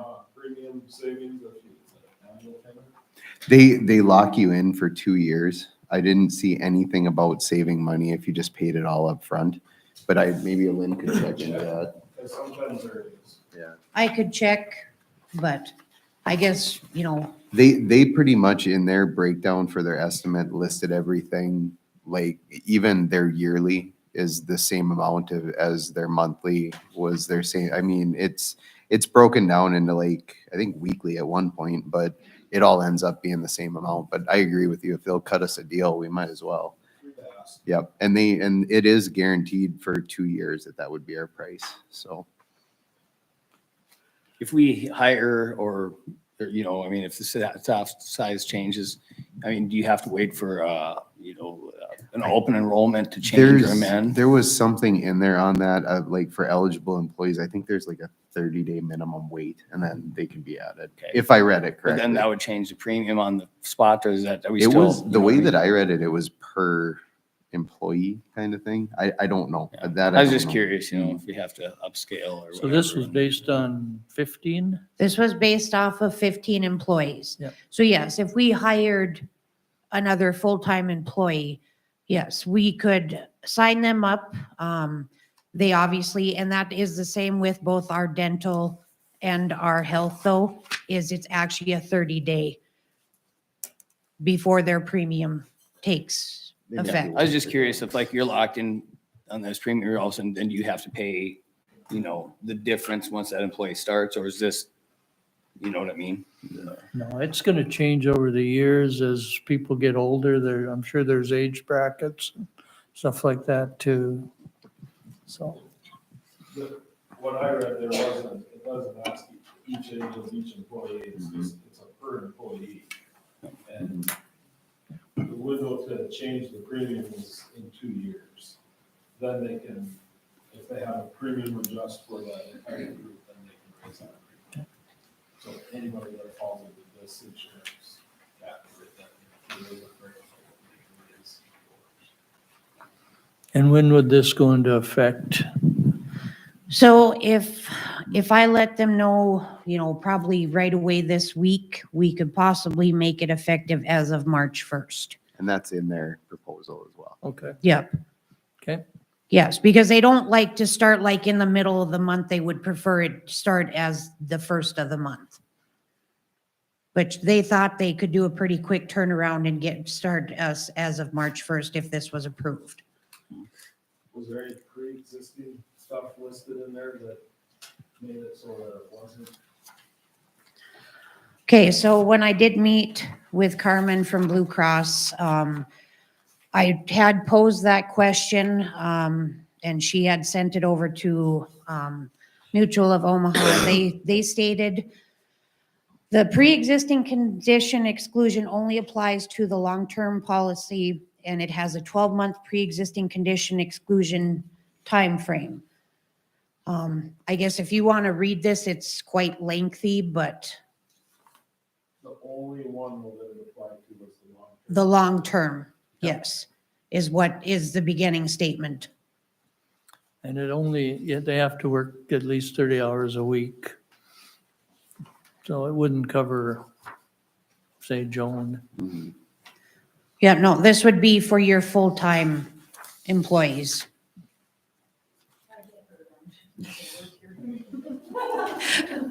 Well, and I think most business places, jobs have this now. I don't know many that don't. I guess this is something, like I said, we probably should have did a few years ago. But, Was there a motion and a second? Yeah, question? okay, I Second. motioned it. I seconded it. Yeah. question's been called for, call the roll. Jake? Aye. Zach? Aye. Ty? Aye. Linda? Aye. Chad? Motion carried. Next up would be the police report.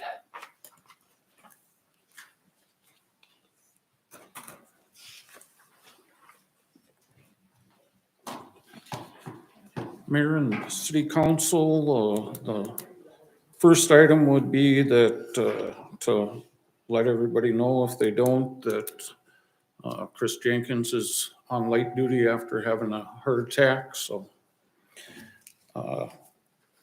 next week he has his appointment, and then if everything goes good, he's hoping that he can go back to full-time duty. If not, the doctor's original response was the 28th of the month for full-time duty, so. The other item, we're looking at getting different in-car video and body cam, and the, we've gotten one estimate and looking at getting another estimate from a company. The body cams and in-car video would all be cloud-based, so we could have a link where Kendra or Jordan could go look at video, or Wade, or they could download it. So then there's no issue of having to do a disk or doing OneDrive. So they can be given those permissions. So that's kind of what we're looking at so far. Next month, we might have come here with a proposal after our committee meeting. So, Okay, and that would be all I have for this evening. questions for the police department? Motion to approve police report. Is there a second? Second. Second by Zach. All in favor, say aye. Aye. Opposed? Thank you. Public Works.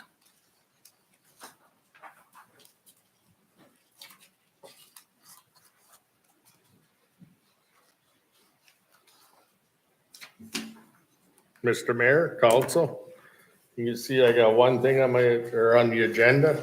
It's a quote from Maine Electric. And that's for an inverter for the traffic signal lights at the intersection of Highway 2 and 8. Last year, when we had that 3-hour power outage, our backup batteries didn't work because the inverter was shot. So they put a new inverter in it, and now the backup batteries work. So we talked about this, and I believe it's a necessity or a need. And we also talked a little bit about who owns the traffic signals. Did we ever figure that one out? Yes, so we don't own them. We're just required to the maintenance and operation of them. We actually have agreements for it. Okay. So yeah, so we can't insure them, that we don't own them. And I'm guessing the DOT is probably not going to insure them either. So, And I know Tioga, the one a mile west of the junction is Tioga's. And they're all both way out of city limits. So they have the same problem. But this has already been done, right, Kurt? This was what yeah, we they talked did it about. today. It So was- we need an approval on it so we can pay the bill. Second. Second by Jacob. It's like asking for forgiveness. Yeah. It's just something you gotta do and, Right, but now I'm gonna give you some bad news. wait, we gotta vote first. Okay, vote first and I'll give you the bad news. Call the roll. Jake? Aye. Zach? Ty? Linda? Chad? Motion carried. So when I was talking, the guy's name is Howard from Maine Electric, who came and put that inverter in. And when we had our meeting, Mr. Minton asked, how come there's such a difference between 2 and 8 and the Holiday and Highway 2? He goes, well, we can't control that, the DOT does. I said, well, what's happening is when you're on the north-south waiting for the light to change, I said, if you have one vehicle sitting there at the green light or at the red light, that won't change until how many times it cycles through on Highway 2. So you went and looked, and he said, well, I'll tell you what the problem is. He said, your cameras aren't working on the east and west side. He said, the cameras are working on the north and south. That's why the ones at Highway 2 are going all the time. And to fix those cameras, it's about $4,000 per camera. Move to replace cameras. From a fire department standpoint, some lights are either right or we're busy. Second. How many cameras is there? There's 4 in that intersection. I'll second it. It's just got to get done. But I might be able to get it for a little bit cheaper. I think I found a couple old cameras that are up in the containers up there. I gotta take a picture of them in the morning and send them to him. You might be able to take that apart and reprogram them to work on those lights. Let's have our fingers crossed on Do you want an approval up to an amount just to keep the ball rolling? it. Yeah. Motion is to buy new ones. I think we should just replace them. I agree with Chad. It's one of those things. Leave it up to Kurt's You can, discretion. you can look at them and see if we can fix them so that they're on the shelf in a bind for a backup. Mhm. Okay, that makes sense. I'm fine with that. Okay. Let's get the ones up there. Okay, So, call the roll. Jake? Aye. Zach? Aye. Ty? Aye. Linda? Chad? Motion carried. okay, I got a little good news when I asked There's for, only one thing on the agenda. yeah. Well, I keep thinking I'm back there, but, when we rented trucks for snow removal, we spent $1,800. And that was for Main down to 6th, or from 3rd to 6th Avenue from the hospital to 4th. And we did 8th Avenue from 4th to South Main. So if you guys want some more streets widened, let me know. I widen mine. Yeah, well, I've been trying to widen it with just the buckets on the loaders too, so. But Well, it's really showing up the last couple days, what you did on 6th. yeah, There's sidewalks again, and Yeah. so. it but, was definitely worth doing. Okay, that's all I have. Okay? We I'm need a positive. We need a motion to approve by Chad, second. Second by Linda. All in favor? Aye. Opposed? Motion carried. Thanks, Kurt. Attorney updates.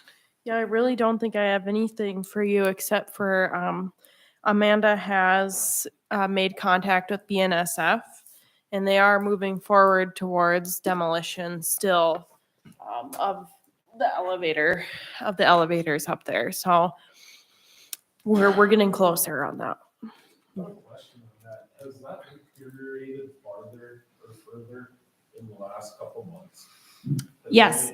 That west end, I go by there, and that is out. Yes, it has. When I talked to the gentleman this morning, he was the one that Fritz and I did bid walkthrough with in November. He said they had to change some stuff on their original bids to include, they're actually going to include the Palermo one at the same time, just because mobilization fees and stuff can be all combined together. He was working on getting the final proposal of who they had picked for the demo contractor to BNSF today. So he said probably within the next couple weeks, he did get in touch with who will be the project manager to get in touch with me to get paperwork started, general contractor's license, demo permits, et cetera. So that should be happening. They don't have an active timeline right now, but we will have one. I would say probably by the next meeting, I would be able to tell you either it's down or it's coming down or something. So yes. And they are over there doing asbestos removal right now. That's what you guys see over there right now. Yes. So I spoke with them yesterday. They are doing asbestos removal. So they are following all of the rules, which we very much appreciate. So one thing I mentioned to Amanda was to get after them about rodent control before they tear it down. Like to go in for a month ahead of time and poison really heavy. Because they're gonna all go somewhere when you tear that down. That was brought to my attention by somebody that had been through something like that, but, so she's aware of it. and, Yes. And when I hear from the project manager, he's supposed to get a hold of me in the next couple of days.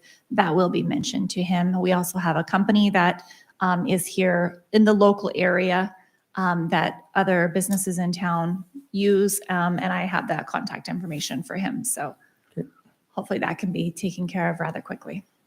Just, I had one question on that stuff. Oh, you're talking to your mic. Get up Sorry. to the Where does mic. that, they're not gonna try to utilize our landfill for any, No, so none of it. BNSF requires any contractor to use a BNSF approved landfill, and the closest one is in Sawyer.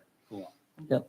So the trucking fees are going to be astronomical, but it's going, yeah, it's going to go to Sawyer. So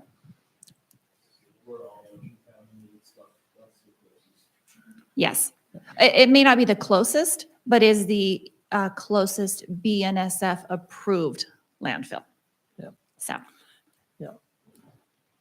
What else you got?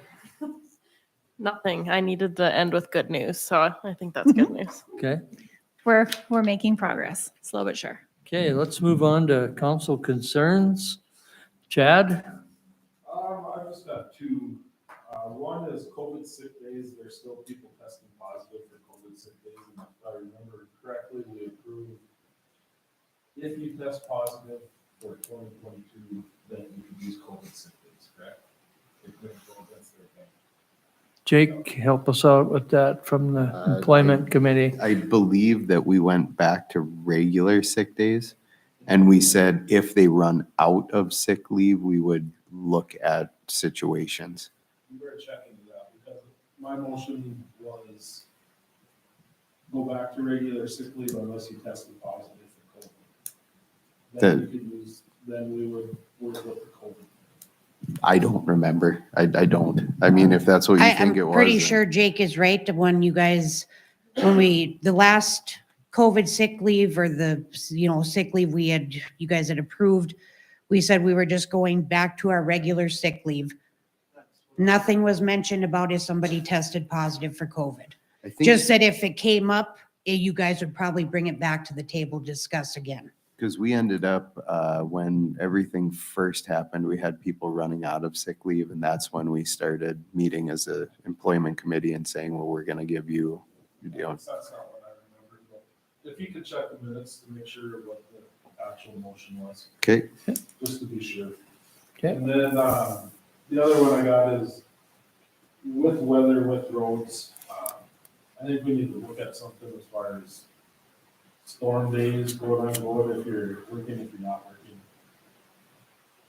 Like, I know the county, I visited with Jones a little bit before we got in here, the county used to follow over the schools. The buses ran late, 2 hours, and there was still school, but there was a 2-hour start, or a late start, even at the county. And then if school was canceled, I believe you guys used to follow.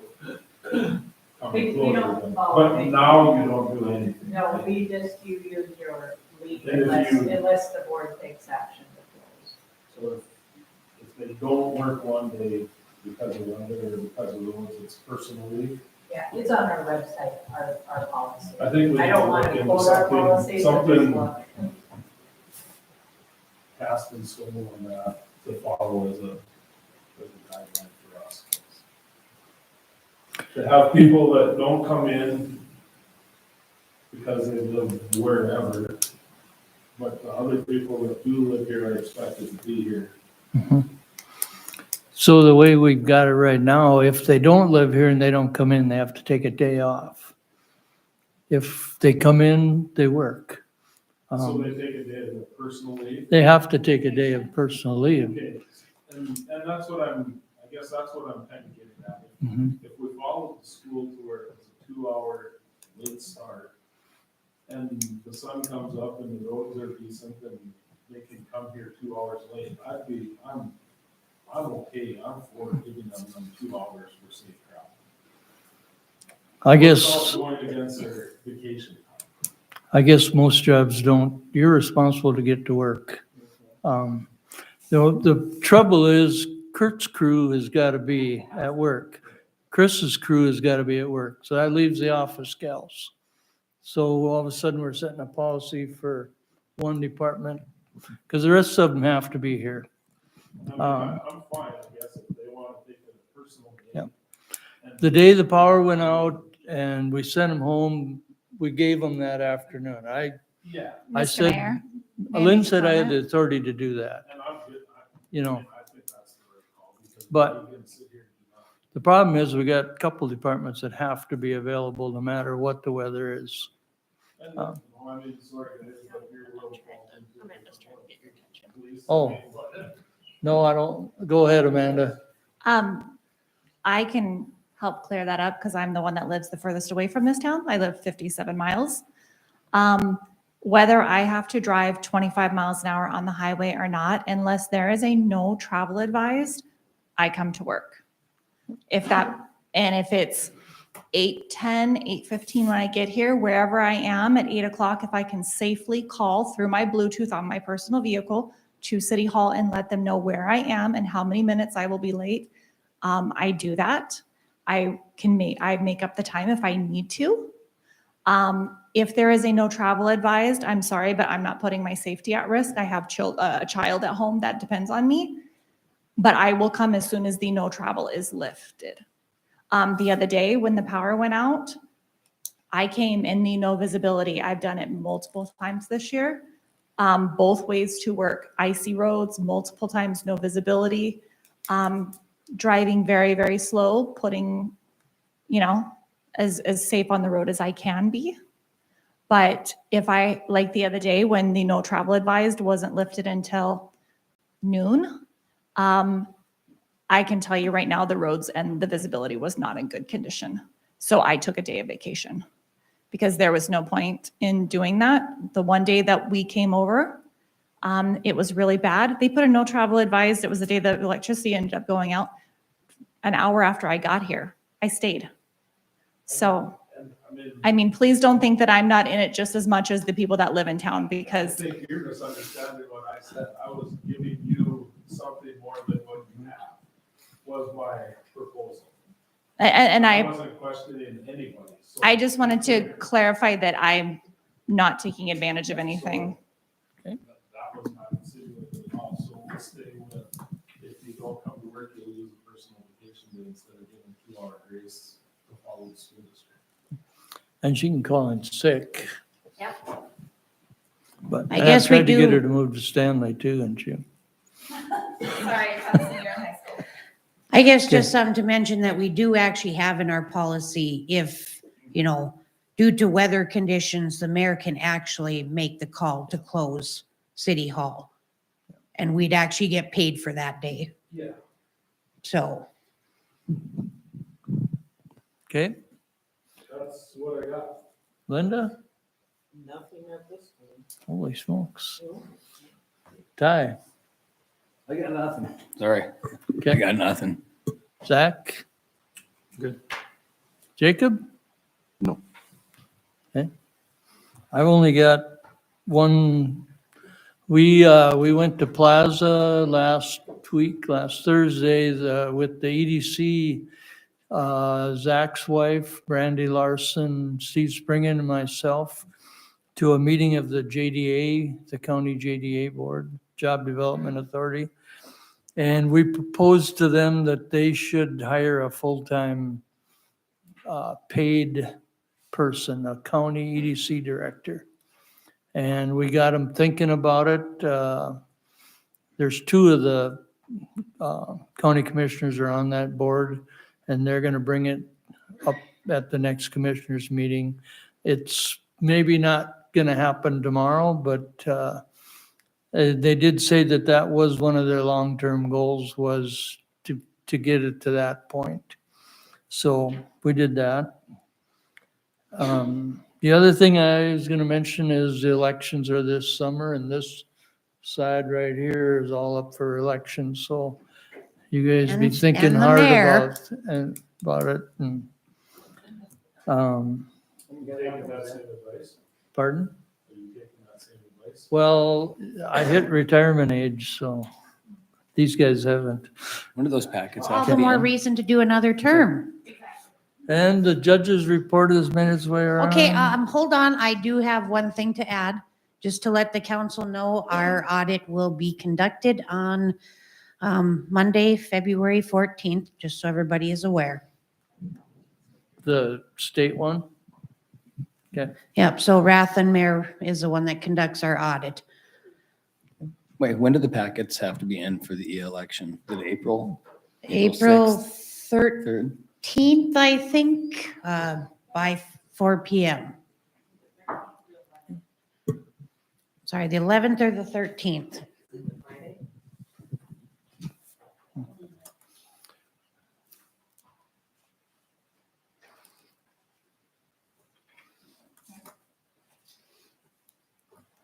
okay. Judges report. By Second. Linda, second by Jacob. All in favor, say aye. Aye. Opposed? Motion carried. Next would be bills. Any questions on the bills? The one from RTC, just because we haven't received it yet. Yes, that's correct.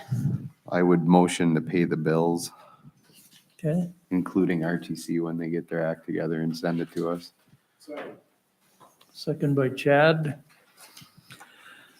No other discussion, call the roll. Jake? Aye. Zach? Ty? Aye. Linda? All right, Chad? Motion carried. At this time, we will, it's now 9:22 PM. The next item on the agenda is consideration to adjourn into executive session for the purpose of attorney consultation and negotiation strategy on ongoing litigation. The council may consult with each other in executive sessions closed to the public. Is there a motion to discuss this topic in executive session? So moved. Motion by Mr. Taylor, is there a second? Second by Chad. Call the roll. Jake, aye. Jake? Zach? Ty? Aye. Linda? all right. Chad? Motion carried.